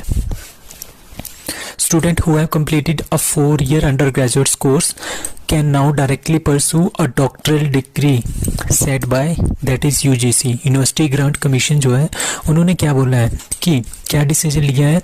उन्होंने ये बोला है कि जो भी लड़का 4 साल की अंडर ग्रेजुएट जो है कंप्लीट करेगा वो डायरेक्टली पोस्ट डॉक्टरल डिग्री जो है कर सकता है, मतलब कि PhD अपनी कर सकता है विदाउट एनी एक्सपीरियंस। तो इसके लिए काफ़ी ज़्यादा डिबेट्स हो रही हैं कि जो स्टूडेंट्स हैं will have no research experience, क्योंकि जो अंडर ग्रेजुएट है, सपोज कर लो उनकी अंडर ग्रेजुएशन होगी है, जैसे उनकी ग्रेजुएशन होगी और उनके 75% से ऊपर मार्क्स आ गए तो डायरेक्टली PhD कर सकते हैं। बट वो क्या नहीं, उनको क्या करने की ज़रूरत नहीं है, यहाँ पे उनको मास्टर डिग्री करने की ज़रूरत नहीं है। बट मास्टर डिग्री क्या करता है? आपको काफ़ी ज़्यादा रिसर्च एक्सपीरियंस देता है, आपको बहुत सारे 1 या 2 रिसर्च पेपर्स भी पब्लिश करने पड़ते हैं, वो उन्होंने बिल्कुल हटा दिया गया है। तभी जो एकेडमिक्स वाले बोल रहे हैं वो बोल रहे हैं कि रिसर्च एक्सपीरियंस तो उसको कुछ होगा नहीं और will be lost in the first few years of their study. तो इसके लिए क्या होगा? काफ़ी ज़्यादा डिबेट हो रही है कि ये होना चाहिए या नहीं होना चाहिए। तो क्या क्या कंडीशंस हैं? जो पर्सन है, सपोज करो कोई ग्रेजुएशन कर रहा है और 4 साल की उसकी ग्रेजुएशन है और उसने 4 साल की ग्रेजुएशन में उसके 75% या उससे ज़्यादा स्कोर आ गया है और equivalent grade on point scale आ गए, ठीक है, जैसे 10 से 1 से लेकर 10 के बीच में जो ग्रेड स्केल होता है, ठीक है, और उसकी जो परसेंटेज कन्वर्टेड है वो 75% से ऊपर है, तो वो डायरेक्टली आपकी PhD कर सकता है। ठीक है, अब सपोज कर लो कोई किसी ने बैचलर डिग्री की है, ठीक है, और उसके 75% जो है वो नहीं आए, ठीक है, टोटल जो ग्रेजुएशन में है 4 साल की ग्रेजुएशन में उसके 75% नहीं आए, तो अब उसको क्या करना पड़ेगा? 1 साल की मास्टर डिग्री करनी पड़ेगी। 1 साल की मास्टर डिग्री करनी पड़ेगी और उसको वो पास करनी पड़ेगी 55% के साथ से, ठीक है, एवरेज कितना आना चाहिए? 55%, ठीक है। तो उसके बाद क्या कर सकता है वो? PhD डायरेक्ट कर सकता है। तो इस तरह से यूजीसी ने क्या कर दिया, जो यूजीसी का जो पहले था रिक्वायरमेंट उसके लिए ये था कि PhD करने के लिए आपको एक से ज़्यादा जो है जो रिसर्च पेपर्स हैं वो पब्लिश करने पड़ते थे जर्नल्स में या कॉन्फ्रेंसेस में, ठीक है। बट ये वाली जो कंडीशन है वो क्या कर दी, यूजीसी ने इसको हटा दिया गया है। इस कंडीशन को लागू होते ही कि आपकी बैचलर डिग्री में 75% मार्क्स आने चाहिए और आपको PhD आप परसू कर सकते हो। According to the new regulations individual institutions, तो जो इंस्टीट्यूशंस भी हैं वो क्या कर सकते हैं, वो अगर उन्होंने पीएचडी के लिए एडमिशन करवानी है तो वो डायरेक्टली पीएचडी एडमिशन के लिए क्या कर सकता है, अपने एग्ज़ाम कंडक्ट करवा सकता है। और उसके लिए वैसे क्या होता था, नेशनल एलिजिबिलिटी टेस्ट नेट की ज़रूरत होती थी, अब ये नेट की ज़रूरत भी ख़त्म हो गई है। आप कोई भी यूनिवर्सिटी है वो अपने पीएचडी के का एडमिशन एग्ज़ाम करवा सकता है और उसी के बेस पे क्या करेगा, अपनी पीएचडी एडमिशन्स करवा सकता है। So exercise Garuda 7th is going to be organized between India and that is France। India और फ्रांस के बीच में होती है गरुड़ 7। जो गरुड़ 7 एक्सरसाइज है वो इंडिया और फ्रांस के बीच में हो रही है। और ये कहाँ पे हो रही है, ये हो रही है जोधपुर में। ठीक है, जो गरुड़ है एक्सरसाइज है ये इंडिया की एयरफोर्स और फ्रांस की जो एयरफोर्स है, फ्रेंच एयर स्पेस फोर्स, इसका नाम है French air space force that is FASF, इनके बीच में क्या हो रहा है, एक्सरसाइज गरुड़ा 7 हो रहा है। कहाँ पे हो रही है, जोधपुर राजस्थान में ये हो रही है। ठीक है, FASF की तरफ से, मतलब कि फ्रांस की तरफ से क्या क्या पार्टिसिपेट करेगा, Rafale fighter aircraft and A330 multi role tanker transport aircraft. तो ये 2 एयरक्राफ्ट फ्रांस की तरफ से पार्टिसिपेट करेंगे और इंडियन एयरफोर्स की तरफ से Su-30 MKI, Rafale, LCA Tejas and Jaguar fighter aircraft जो है वो पार्टिसिपेट करेंगे इंडिया की तरफ से। अब कुछ और एक्सरसाइजेस हैं, लाइक इंडिया और फ्रांस के बीच में 3 एक्सरसाइजेस होती हैं, आपने ध्यान रखना है, वरुण, गरुड़ एंड शक्ति। ठीक है, शक्ति इंडियन आर्मी की है, इंडियन आर्मी और फ्रांस की आर्मी के बीच में होती है। वरुण इंडिया और फ्रांस के बीच में होती है, उनकी नेवल एक्सरसाइज है, ये नेवी की एक्सरसाइज है।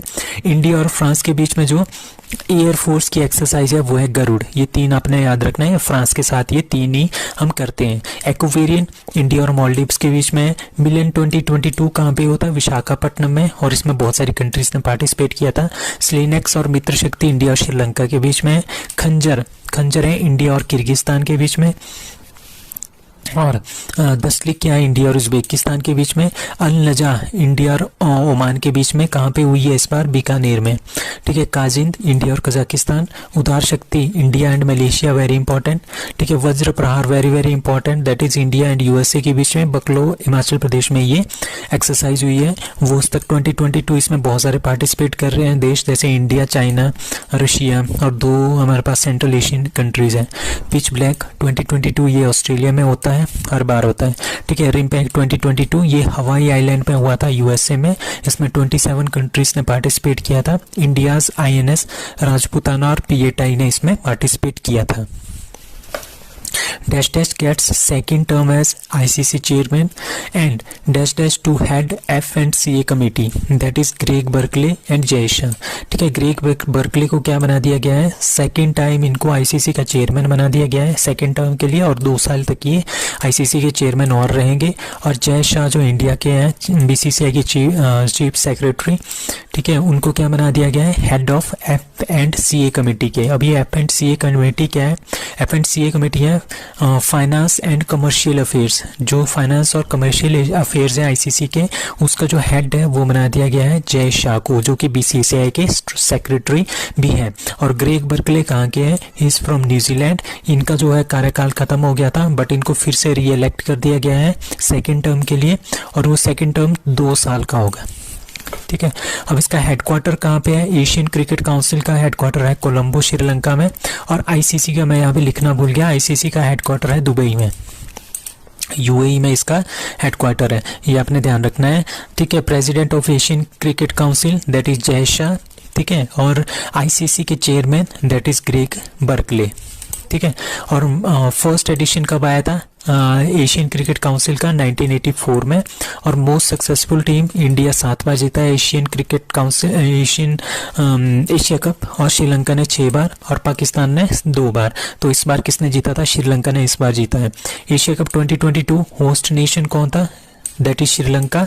श्रीलंका तो होस्ट नेशन था, बट इन्होंने ये ऑर्गेनाइज करवाया था UAE में। ठीक है, एशिया कप 2023 होस्ट नेशन कौन होगा, that is Pakistan. Who won 8th ICC T20 World Cup hosted in Australia? ठीक है, उसका उनका नाम है इंग्लैंड। सो इंग्लैंड ने क्या किया है, आईसीसी T20 वर्ल्ड कप जो 8th एडिशन था वो जीता है। ठीक है, और वो कहाँ पे हो रहा था, वो हो रहा था ऑस्ट्रेलिया में। ठीक है, 2 टाइम चैंपियन अब हमारे पास 2 ही कंट्रीज है जो जिसने 2 बार आईसीसी T20 वर्ल्ड कप जो जीता है, एक है वेस्ट इंडीज, दूसरा है England. So first ever title ICC T20 world cup जो है वो जीता था इंडिया ने 2007 में, ये पहली बार हुआ था। आईसीसी T20 वर्ल्ड कप 2022 कहाँ पे हुआ था, ओमान और यूएई में हुआ था। चैंपियन वाज ऑस्ट्रेलिया और फर्स्ट टाइम ये चैंपियन बने थे 2021 में, सॉरी यहाँ पे 21 आएगा शायद। ठीक है, आईसीसी T20 वर्ल्ड कप 2022 इसको जो होस्ट कर रहा है वो होस्ट कर रहा है ऑस्ट्रेलिया। चैंपियन कौन बना है, इंग्लैंड से चैंपियन बना है second time.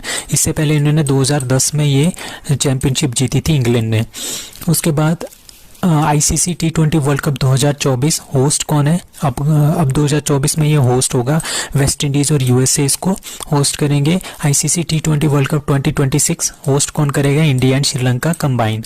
ICC world cup 2019 जो ओडीआई वर्ल्ड कप होता है, ठीक है, होस्ट किसने किया था, इंग्लैंड एंड वेल्स में, और इंग्लैंड ने इसको पहली बार इसको जीता था, और runner up is New Zealand. ICC world cup 2023 कहाँ पे हो रहा है, दैट इज इंडिया में। England is the only team, आपने ये याद रखना है, England is the only team who is ODI, जो आजकल क्या है ओडीआई चैंपियन भी हैं as well as T20 world cup के चैंपियन भी हैं। और उन्होंने ओडीआई वर्ल्ड कप 2019 में जीता था, और 2022 में इन्होंने क्या जीत लिया, T20 world cup. So seventh edition of Amur Falcon Festival is celebrated in that is B Manipur. तो मणिपुर में अमूर फैल्कन फेस्टिवल जो वो सेलिब्रेट किया गया है। एमूर किसको बोलते हैं, एमूर बोलते हैं जो ये होता है, ये इसको बोलते हैं बाज, अपनी लैंग्वेज में इसको बाज बोलते हैं। तो ये एमूर फैल्कन फेस्टिवल, तो ये पक्षी कहाँ से आते हैं, ये एमूर रिवर से आते हैं, एमूर रिवर के एरिया से आते हैं। ठीक है, ये कहाँ पे है एमूर रिवर, ये रशिया और चाइना के बॉर्डर में है। और एमूर फैल्कन कैपिटल किसको बोलते हैं, एमूर फाल्कन की कैपिटल बोलते हैं मणिपुर को। ये काफ़ी इंपॉर्टेंट क्वेश्चन है, ये पूछा भी गया है क्वेश्चन पेपर्स में। ठीक है, तो मणिपुर फॉरेस्ट अथॉरिटी ने सेलिब्रेट किया है 7th एडिशन, इन्होंने सेलिब्रेट किया है एमूर फाल्कन फेस्टिवल का। कहाँ पे, ये आपने ध्यान रखना है, तमेंगलोंग डिस्ट्रिक्ट जो इम्फाल में है, मणिपुर में। ठीक है, तो ये क्यों मनाया जाता है, ये इसलिए मनाया जाता है कि इसकी वजह से हम क्या करते हैं, प्रोटेक्शन, जो इन्वायरमेंट प्रोटेक्शन है, कंजर्वेशन है ऑफ एमूर फाल्कन, उनके कंजर्वेशन के लिए हम इसको फेस्टिवल को मनाते हैं। एमूर फाल्कन ये वर्ल्ड का सबसे लॉन्गेस्ट फ्लाइंग माइग्रेटरी बर्ड होता है, मतलब कि बहुत दूर से रशिया और चाइना का जो बॉर्डर है वहाँ से उड़ के ये फिर यहाँ पे मणिपुर में आया है, यहाँ से फिर ये चला जाएगा आपके अफ्रीका वाले देशों के पास। ठीक है, तो इसका जो रनिंग पीरियड होता है ना वो बहुत ज़्यादा होता है, फ्लाइंग पीरियड। ठीक है, तो इसके लिए इसको बोलते हैं world's longest flying migratory bird. तो सबसे पहले इसका पहला एडिशन कब हुआ था एमूर फाल्कन फेस्टिवल का, वो हुआ था 2015 में। सो अब मणिपुर के बारे में जानते हैं। मणिपुर के सीएम है वीरेंद्र सिंह, और Loktak lake biggest freshwater lake in the north east India. Keibul Lamjao national park Loktak lake के ऊपर ही काबुल लामजाओ नेशनल पार्क है, और ये वर्ल्ड का ओनली फ्लोटिंग नेशनल पार्क है। National sports university that is Manipur. Tezu pass कहाँ पे है, वो है मणिपुर में। थांगटा क्या है, थांगटा एक मार्शल आर्ट है, कहाँ का, मणिपुर का। अब कुछ और क्वेश्चन है, लाइक प्रोजेक्ट टाइगर 1973 में स्टार्ट हुआ था। वर्ल्ड टाइगर डे 29 जुलाई, वर्ल्ड लायन डे 10 अगस्त, वर्ल्ड एलिफेंट डे 12 अगस्त। आपने ये चारों याद रखने हैं। ठीक है, most number of tiger state, ठीक है, मतलब कि मोस्ट नंबर ऑफ टाइगर्स किस स्टेट में है, दैट इज मध्य प्रदेश में 526। Total number of tiger reserve in India that is 53। अब 53 ये नहीं है, ये अभी इन्होंने क्या किया है इसको, ये बस अभी रिकॉग्नाइज, ये इसके बस अनाउंसमेंट हुई है, बट ये रिकॉग्नाइज नहीं हुआ है। बट यहाँ पे एक यूपी का है, में इसका 53rd जो टाइगर रिजर्व है वो यूपी में है। TX2 award 2021 Pilibhit tiger reserve that is UP. ठीक है, TX2 award 2022 that is Sathyamangalam tiger reserve in Tamil Nadu. So PM Modi unveiled 108 feet tall Statue of Prosperity in that is D Bengaluru. तो बेंगलुरु में इन्होंने स्टैच्यू ऑफ प्रॉस्पेरिटी जो है वो लॉन्च कर दिया गया है। ठीक है, ये 108 फीट के हैं। ठीक है, 108 फीट की लंबी हाइट है इसकी, ठीक है, और 98 टन इसमें ब्रॉन्ज लगा है, 120 टन इसमें स्टील लगा है, ठीक है। तो ये किसकी मूर्ति है, स्टैच्यू ऑफ प्रॉपर्टी, ये प्रॉस्पेरिटी, ये है केम्पेगौड़ा की, ठीक है, नदा प्रभु केम्पेगौड़ा की है। Who is the founder of Bengaluru, जिसने बेंगलुरु की फाउंडेशन रखी थी 1537 में, ठीक है, इनका नाम है नंदा प्रभु केम्पेगौड़ा, ठीक है। इनका जो स्टैच्यू है that is statue of prosperity. So special revision series मैंने एक स्टार्ट की है जिसमें हम पुराने जितने भी क्वेश्चंस हैं उनको रिपीट करेंगे डेली बेसिस पे, ताकि वो अच्छे से लोगों आपको याद हो जाए।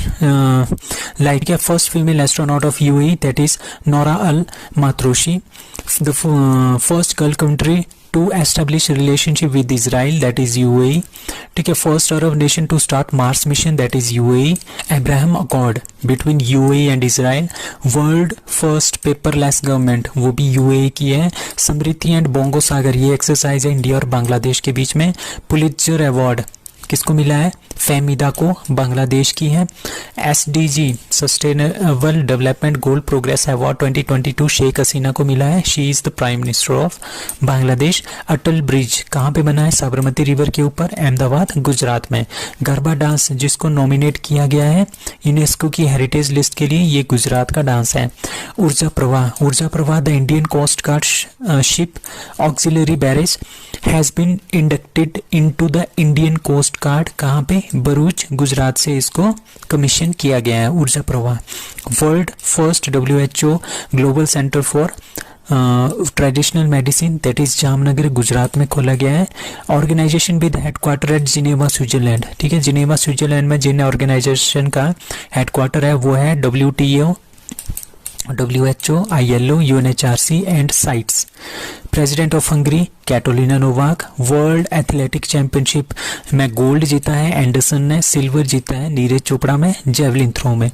टोक्यो ओलंपिक 2022 में नीरज चोपड़ा ने क्या जीता है, गोल्ड जीता है जेवलिन थ्रो में। कितना मीटर भाला फेंके, 87.5 मीटर जेवलिन फेंके।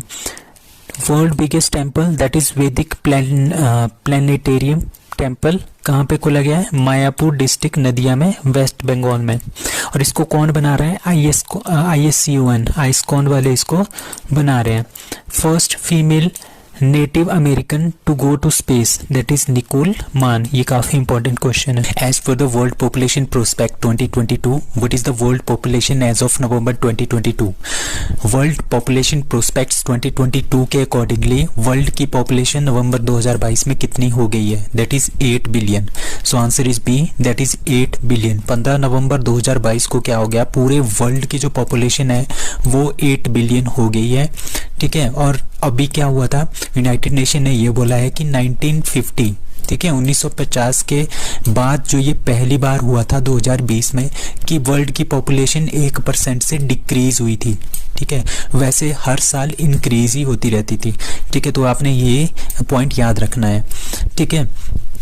2030 में 8.5 बिलियन हो जाएगी इंडिया वर्ल्ड की पॉपुलेशन, 9.7 बिलियन हो जाएगी 2050 में, और 10.4 बिलियन हो जाएगी 2080 में। और इसमें जो इंडिया की पॉपुलेशन है वो है 1.412 बिलियन, ठीक है। और चाइना की जो पॉपुलेशन है 1.426 बिलियन, तो ज़्यादा फर्क नहीं है। तो UN ने ये भी बोला है कि इंडिया जो है चाइना को सरपास कर देगा, चाइना से आगे चला जाएगा 2023 में पॉपुलेशन के मामले में। So which state government implements PESA act to preserve tribal population from exploitation? एक होता है पैसा एक्ट, पैसा एक्ट होता है, पैसा एक्ट का मतलब क्या है, panchayat extension to schedule area, ठीक है। जो शेड्यूल एरिया में जो ट्राइबल पॉपुलेशन रहती है ना, उनके अधिकारों की रक्षा करने के लिए ये पैसा एक्ट जो है बनाया गया था। तो एक स्टेट गवर्नमेंट है जिसने कि ये इम्प्लीमेंट किया है, वो स्टेट गवर्नमेंट है मध्य प्रदेश, ठीक है। मध्य प्रदेश ने पैसा एक्ट जो है इम्प्लीमेंट किया है। ये पैसा एक्ट बना था 1996 में। It is a very very important question. कौन सी कमेटी के थ्रू, दिलीप बोरिया कमेटी के थ्रू ये बना था। इसमें क्या होता है, इसमें होता है कि जो ग्राम पंचायत होती है ना, ग्राम पंचायत या ग्राम सभा होती है, वो पावर्स किसको शिफ्ट कर देती है, शेड्यूल एरिया की जो पावर्स है वो ग्राम सभा के पास आ जाती है। और ग्राम सभा क्या करती है, जो नेचुरल रिसोर्सेज वगैरह होते हैं, कुछ भी रिसोर्सेज होते हैं, उनको हम किसके साथ शेयर करते हैं, ट्राइबल पीपल के साथ शेयर करते हैं, ताकि जो ट्राइबल पीपल्स हैं उनकी हेल्थ, उनका जो रहन सहन है वो अच्छे से हो सके। ठीक है, तो ये काम है पैसा एक्ट का। ठीक है, to preserve the tribal population from exploitation, उनका जो एक्सप्लॉयटेशन होता है उसको रिड्यूस कर सके। ठीक है, with the help of gram सभा। तो ये किसने स्टार्ट किया है, द्रौपदी मुर्मू जो हमारे पास प्रेसिडेंट है इंडिया की, उन्होंने ये स्टार्ट किया है। कहाँ से, मध्य प्रदेश में एक डिस्ट्रिक्ट है शहडोल, वहां से ये स्टार्ट किया है। अब पंचायती राज के बारे में जानते हैं। 73rd कॉन्स्टिट्यूशन अमेंडमेंट में पंचायती राज का एस्टेब्लिशमेंट हुआ था 1992 में, और ये स्टार्ट हुआ था 1993 से। पार्ट 9 इसमें ऐड किया गया था, आर्टिकल 243 है, और 11th शेड्यूल में ये एडॉप्ट की गई है, और 29 इसमें सब्जेक्ट है, ये है पंचायत। ठीक है, ये जो 74th कॉन्स्टिट्यूशन अमेंडमेंट 1992 है, ये भी 1993 से स्टार्ट हुआ था। ये है म्युनिसिपैलिटीज, म्युनिसिपल कॉर्पोरेशन जो होते हैं ना, वो आते हैं 74th कॉन्स्टिट्यूशन अमेंडमेंट में। ये पार्ट 9A में एडिड है, आर्टिकल 243P से 243ZZ तक है, 12th शेड्यूल में एडिड है, और 18 सब्जेक्ट है। ठीक है, ये 73rd Panchayati Raj, 74th municipal corporation. So Digital Shakti 4.0 started by, that is National Commission for Women. So National Commission for Women ने Digital Shakti 4.0 जो है वो स्टार्ट किया है। ठीक है, इसका 4.0 मतलब कि इसका ये 4th फेज है। ठीक है, पूरे ऑल इंडिया का प्रोजेक्ट है। 2 कि इसका मतलब क्या है, इसका एम क्या है, इसका एम है कि हमने डिजिटल एम्पावर करना है, स्किल्स प्रोड्यूस करने हैं वुमेन में, गर्ल्स में। ठीक है, रिलेटेड टू द साइबर मतलब कि related to the digital world, related to the computer, related to the mobile phones, या फिर सैटेलाइट के बारे में उनको एजुकेशन देना, उनमें स्किल डेवलप करना। तो ये सारे के सारे काम इसमें डिजिटल शक्ति में होंगे। यहाँ पे देखो, अंडरस्टैंडिंग डिजिटल लिटरेसी, मतलब कि जो डिजिटल गैजेट्स हैं उनको कैसे चलाते हैं, नो हाउ अबाउट टेक्नोलॉजी के बारे में जानना, सेफ्टी एंड प्राइवेसी टूल्स कौन कौन से होते हैं, रिस्पॉन्सिबल ऑनलाइन बिहेवियर, जब हम ऑनलाइन चैट करते हैं या फिर ऑनलाइन ईमेल्स भेजते हैं तो उसमें हमने किस तरह से अपना हमारा बिहेवियर होना चाहिए। ठीक है, और इसी तरह क्या क्या होता है, प्रोटेक्शन मेजर्स। ठीक है, ताकि हम साइबर सिक्योरिटी से बच सकें। ठीक है, साइबर सिक्योरिटी के थ्रू हम अपने आप को बचा सकें। So national commission for women launched it in collaboration. ठीक है, ये किसने लॉन्च किया है, digital Shakti 4.0, NCW, that is national commission for women. ठीक है, with the help of Meta and cyber peace foundation. ये 2 फाउंडेशन आपने याद रखने हैं। So Artemis 1 is launched by, that is NASA. So Artemis 1 जो है ये नासा का लूनर मिशन है। ठीक है, लूनर मतलब कि नासा का ये मिशन है चांद के लिए। ठीक है, चांद के लिए मिशन है, ये मैंड मिशन है, इसमें 4 जो है एस्ट्रोनॉट भी जाएंगे। तो नासा मिशन जो है वो आर्टेमिस 1 जो है उन्होंने स्टार्ट कर दिया है। कहाँ से, कैनेडी स्पेस सेंटर फ्लोरिडा से इन्होंने ये स्टार्ट किया है। It's a lunar mission, manned mission. ठीक है, अब for the first time in 50 years since the end of the Apollo programme. ठीक है, अपोलो प्रोग्राम, अपोलो 11 जो है उसमें क्या गए थे, यूएसए ने पहली बार एस्ट्रोनॉट्स को मून पे लेके गए थे। ठीक है, उसके बाद जो है 50 सालों बाद कोई मैंड मिशन जो है वो स्टार्ट हुआ है। ठीक है, the launch aims to the forward further aid, किसके लिए लॉन्च किया है, टू स्टडी द मून के बारे में स्टडी करना, इट्स ओरिजिन, इसका ओरिजिन कैसे हुआ, इसकी हिस्ट्री क्या है, ये सब पता करने के लिए आर्टेमिस 1 को चांद पे भेजा है। किसने भेजा है, नासा ने भेजा है। कहाँ से, कैनेडी स्पेस सेंटर फ्लोरिडा से। सो global shield is launched by, that is A, G7 and V20। इन्होंने क्या किया है, ग्लोबल शील्ड जो इन्होंने लॉन्च किया है। अभी हमने पढ़ा था कि COP27 कहाँ पे हो रही है, इजिप्ट में। ठीक है, इजिप्ट में हो रही थी, तो वहाँ पे 27th कॉन्फ्रेंस हो रही थी, COP27 इजिप्ट में हो रही थी। ठीक है, कौन इसको करवाता है, UNFCCC, that is United nation framework convention on climate change. ये अपने ध्यान रखना है, ये इसको करवाता है। शर्म एल शेख इजिप्ट में ये हुआ था। ठीक है, कब स्टार्ट हुआ था, 7 नवंबर से।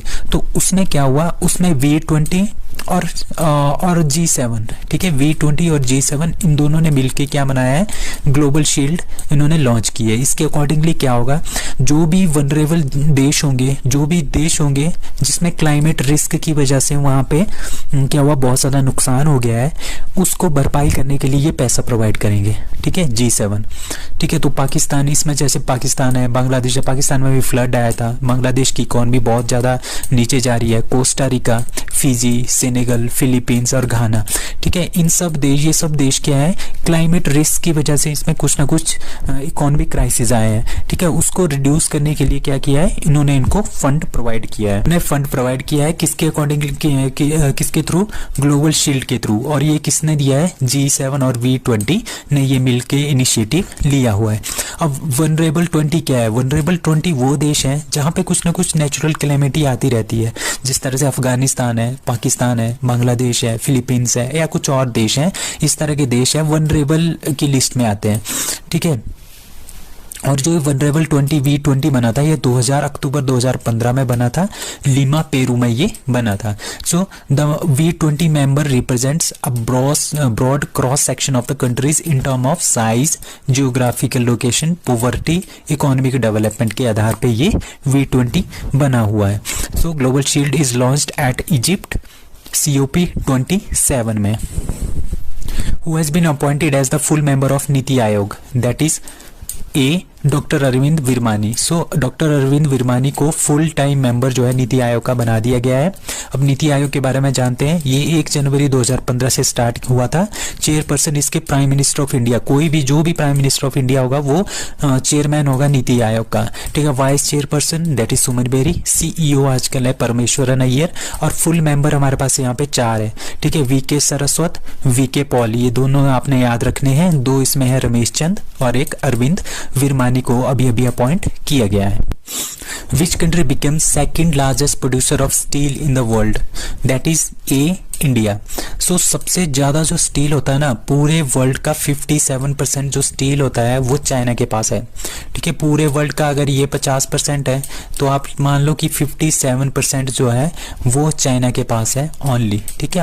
अकेला चाइना के पास ही है, ठीक है। बाकी जितना भी है पूरे के पूरे जितने भी कंट्रीज हैं, बाकी जो 43% है वो सभी देशों के पास है। अब चाइना के पास कितना है, 996.3 मीट्रिक टन, इंडिया के पास है 111.2, जापान के पास है 99.3 और यूएसए के पास है 87.9। उससे पहले क्या था, जापान यहाँ पे दूसरे नंबर पे था, अब क्या हो गया, जापान तीसरे नंबर पे आ गया है, इंडिया दूसरे नंबर पे आ गया है। स्टील किससे निकलता है, steel is an alloy made up of iron, ठीक है। जो आयरन होता है, आयरन से ही हम क्या निकालते हैं, स्टील को निकालते हैं, ठीक है। अगर सपोज करो अगर हमारे पास 90% क्या है, आयरन है, उसमें से जो 10% होगा या 9% होगा वो इसमें कार्बन होगा, उसको बोलते हैं हम steel. Uttarakhand cabinet decision high court to be shifted from Nainital to that is Haldwani. So Uttarakhand government क्या कर रही है, जो एक नैनीताल एरिया है उनका, ठीक है, वहाँ से जो हाई कोर्ट है वो शिफ्ट कर रहे हैं हल्द्वानी के। इसमें भी काफ़ी ज़्यादा जो है एजिटेशन हो रहे हैं कि क्यों आप नैनीताल से इसको शिफ्ट कर रहे हैं हल्द्वानी के लिए। बट ये उत्तराखंड की जो कैबिनेट है उन्होंने ये डिसीजन ले लिया है कि नैनीताल से हमने हाई कोर्ट शिफ्ट करना है हल्द्वानी के लिए। अब कुछ स्पेशल रिविजन में मैंने क्वेश्चन लाए हैं, like 15th finance commissioner of India that is Nand Kishore Singh, very important. CVC हमारे पास कौन है आजकल, that is Suresh Patel. CEC that is chief election commissioner Rajiv Kumar, and controller and auditor general CAG that is Girish Chandra Murmu.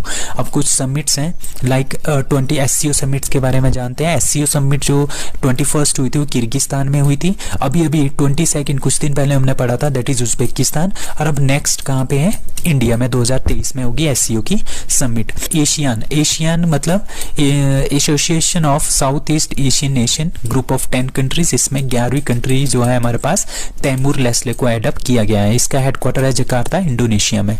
BIMSTEC is a group of 7 countries, bay of Bengal initiative for multi sectoral technical and economic corporation, made up in 1997, और इसका headquarter है ढाका, बांग्लादेश। अब INS Satpura participated in रिम्पैक exercise eight Hawaii island. ठीक है, विक्रम ने कहाँ पे, it is made up by Cochin shipyard limited, very important question. It is India's first indigenous aircraft carrier, बहुत ही इंपॉर्टेंट क्वेश्चन है। Now INS Taragiri made up by project 17A, commission from Mumbai से इसको commission किया गया है। आईएनएस तलवार इज अ मिशन संकल्प के लिए जो है आईएनएस तलवार जो है उसको भेजा गया था। INS Tarkash went to Brazil to unfurl the Indian tricolour on 15 August 2022। President colours award जो 2022 का दिया गया था वो आईएनएस वलसुरा को भी मिला हुआ है।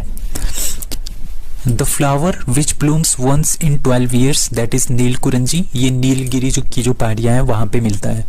हमद इंटरनेशनल एयरपोर्ट जो है कतर में है, वो वर्ल्ड का बेस्ट एयरपोर्ट है for the second year running, announced in 2022 world airport awards. अब इंडिया का cleanest airport Indira Gandhi international airport that is new Delhi. ठीक है, Delhi airport becomes the first airport to run solely on hydro and solar power. Skytrax world airport award 2022, इसमें क्या है, जो बेंगलुरु का Kempegowda international airport है उसको बेस्ट एयरपोर्ट जो है घोषित किया गया है इंडिया में as well as in south Asia. अब कुछ आर्टिकल्स हैं like article 338 national commission for SC schedule caste के लिए। ठीक है, आर्टिकल 338A में आता है national commission for ST, 89th constitution amendment 2003 में इसको एडॉप्ट किया गया था।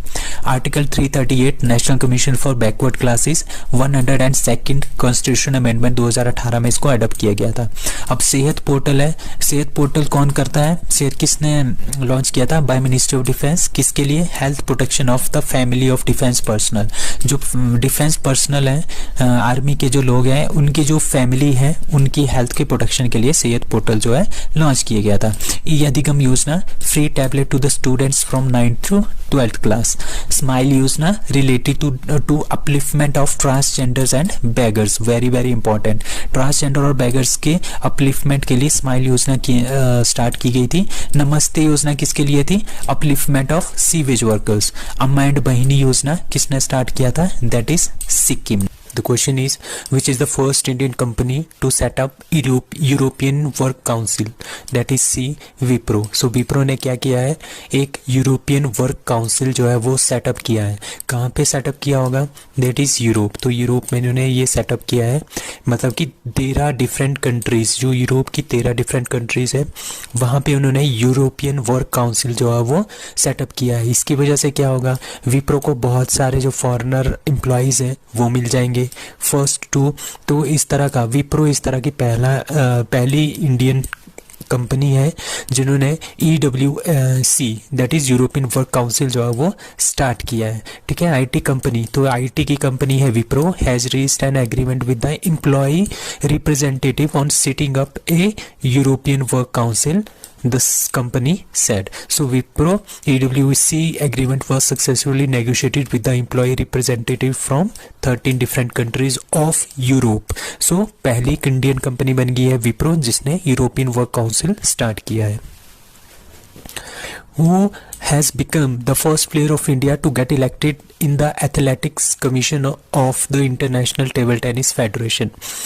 तो जो इंटरनेशनल टेबल टेनिस की फेडरेशन है उसके जो कमीशन में जो 10 मेंबर जो है चूज़ किए गए। ठीक है, जिसमें से एक है इंडिया के अचंता शरद कमल। तो ये बहुत ही इंपॉर्टेंट खिलाड़ी है, आपने इनका नाम याद रखना है। तो 10 एथलीट्स वर इलेक्टेड किसके लिए, ITTF athletes commission for a 4-year term. कब से कब तक, 2022 से 2026 तक। ठीक है, उसमें से जो 8 थे, 10 में से जो 8 प्लेयर थे वो Asia, Africa, Europe, South America and North America and Oceania region से सिलेक्ट किए गए। बट जो 2 बंदे थे, ठीक है, वो किए थे बेस्ड ऑन द वोट्स। ठीक है, जिनको हाईएस्ट वोट्स जो है वो मिले हैं। ठीक है, तो हाईएस्ट वोटिंग जो मिली थी इस बार 2012 के TT world cup silver medallist Elizabeth Samara को मिली है हाईएस्ट वोटिंग, और दूसरी जो वोटिंग मिली है शरद कमल को मिली है। ठीक है, शरद कमल मेंबर ऑफ द एथलेटिक्स। अभी हमने एक न्यूज़ पढ़ी थी कि शरद कमल जो है इंडियन ओलंपिक एसोसिएशन के कमीशन के मेंबर भी बन गए हैं, ठीक है। और उनको एक अवार्ड भी मिलने अब जा रहा है जो कि इंडिया में स्पोर्ट्स का सबसे हाईएस्ट अवार्ड है, that is major Dhyan Chand Khel Ratna award. और इनको पद्मश्री भी मिला है 2019 में। The mascot for the Paris Olympic 2024 is, that is Friesian cap, ठीक है, फ्रीजियन कैप इसका आंसर है।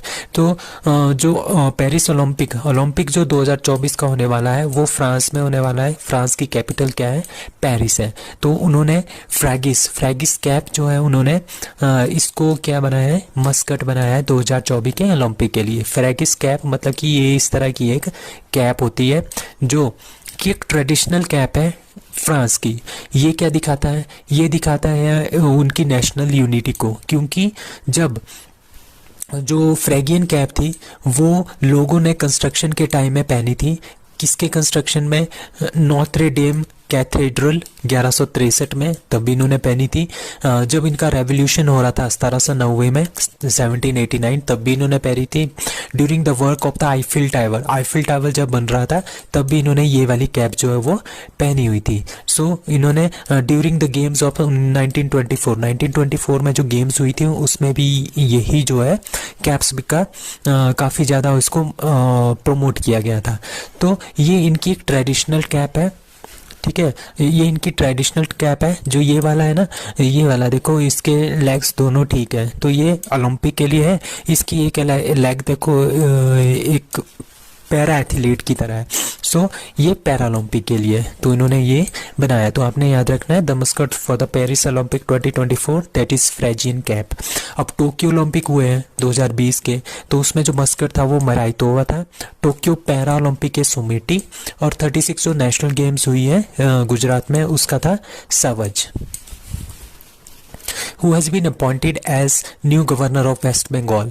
ठीक है, that is answer is A doctor CV आनंद बोस। अभी हुआ क्या था, वेस्ट बंगाल में जो गवर्नर थे वो थे जगदीप धनखड़, ठीक है। और वो क्या बन गए हैं? ये जगदीप धनखड़ बन गए हैं वाइस प्रेसिडेंट ऑफ इंडिया, ठीक है। तो इनको क्या करना पड़ेगा? गवर्नर की पोस्ट तो छोड़नी पड़ेगी। तो यहाँ पे सीट जो है खाली रह गई थी वेस्ट बंगाल में, ठीक है। और जो ला गणेशन है मणिपुर के जो गवर्नर है ला गणेशन, वो इसका एडिशनल चार्ज लेते थे वेस्ट बंगाल का। बट अब क्या कर दिया गया है? नया गवर्नर जो है अपॉइंट कर दिया गया है वेस्ट बंगाल के लिए, दैट इज डॉक्टर CV आनंद बोस। और ये क्या है? ये एक ब्यूरोक्रेट है।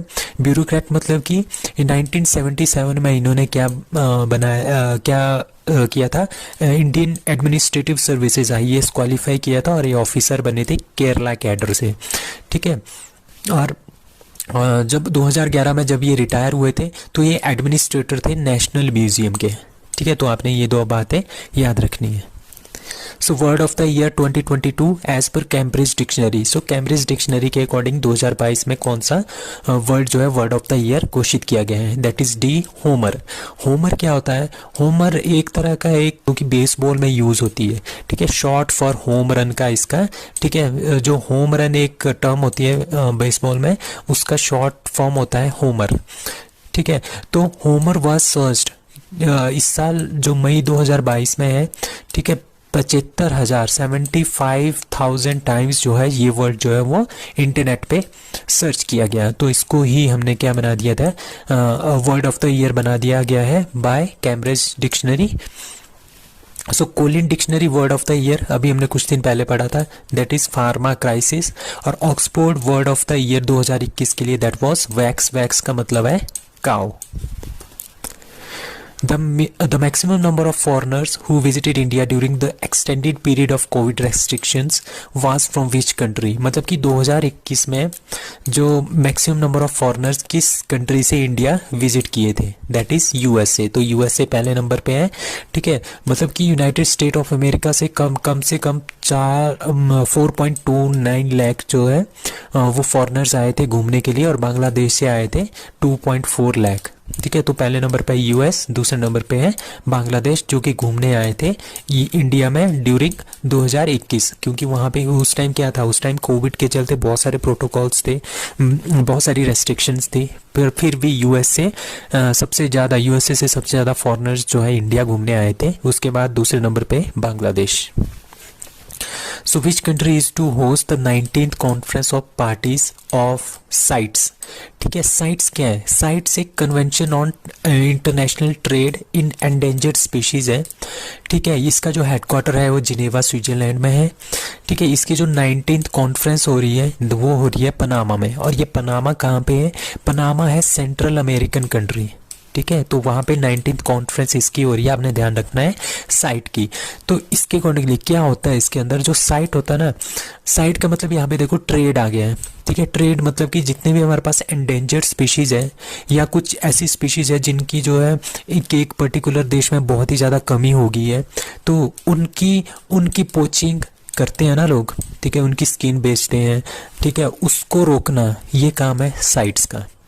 ठीक है, the turtle native to India and Bangladesh, जिस तरह से सपोज करो कि टर्टल है वो वेरी वेरी हाई रिस्क पे है क्योंकि इसकी पोचिंग बहुत ज़्यादा हो रही है, तो इसके ट्रेड पे भी बैन जो है वो कौन लगाएगा? उसका नाम है साइट। अब कुछ क्वेश्चंस हैं like N Kalaiselvi CSIR की न्यू डायरेक्टर जनरल और ये फर्स्ट फीमेल जनरल है।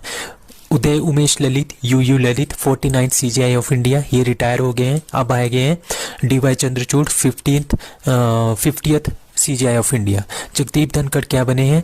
14th vice president of India. ठीक है, only 2 vice president have who were री इलेक्टेड। ठीक है, मतलब कि 2 हमारे पास वाइस प्रेसिडेंट ऐसे हैं जो री इलेक्ट किए गए हैं, लाइक सर्वपल्ली राधाकृष्णन और हमीद अंसारी। सुनील छेत्री को जो है मेल अवार्ड मिला है best player of the year का AIFF। ठीक है, इंडियन जो फुटबॉल फेडरेशन है 2021-22 का। और मनीषा कल्याण को फीमेल में। संतोष ट्रॉफी के विनर है 2022 के केरला। फीफा वर्ल्ड कप 2022 कहाँ पे हो रहा है? कतर। फीफा वर्ल्ड कप 2026 कहाँ पे होगा? North America, Mexico, US and Canada में। अंडर 17 जो फीमेल वर्ल्ड कप है वो कहाँ पे हो रहा है? इंडिया में होगा 2022 में। ठीक है, बाईचुंग भूटिया स्टेडियम, ये कहाँ पे है? सिक्किम में। India's first underwater metro service कहाँ पे स्टार्ट हुई है? That is Kolkata. Very important question.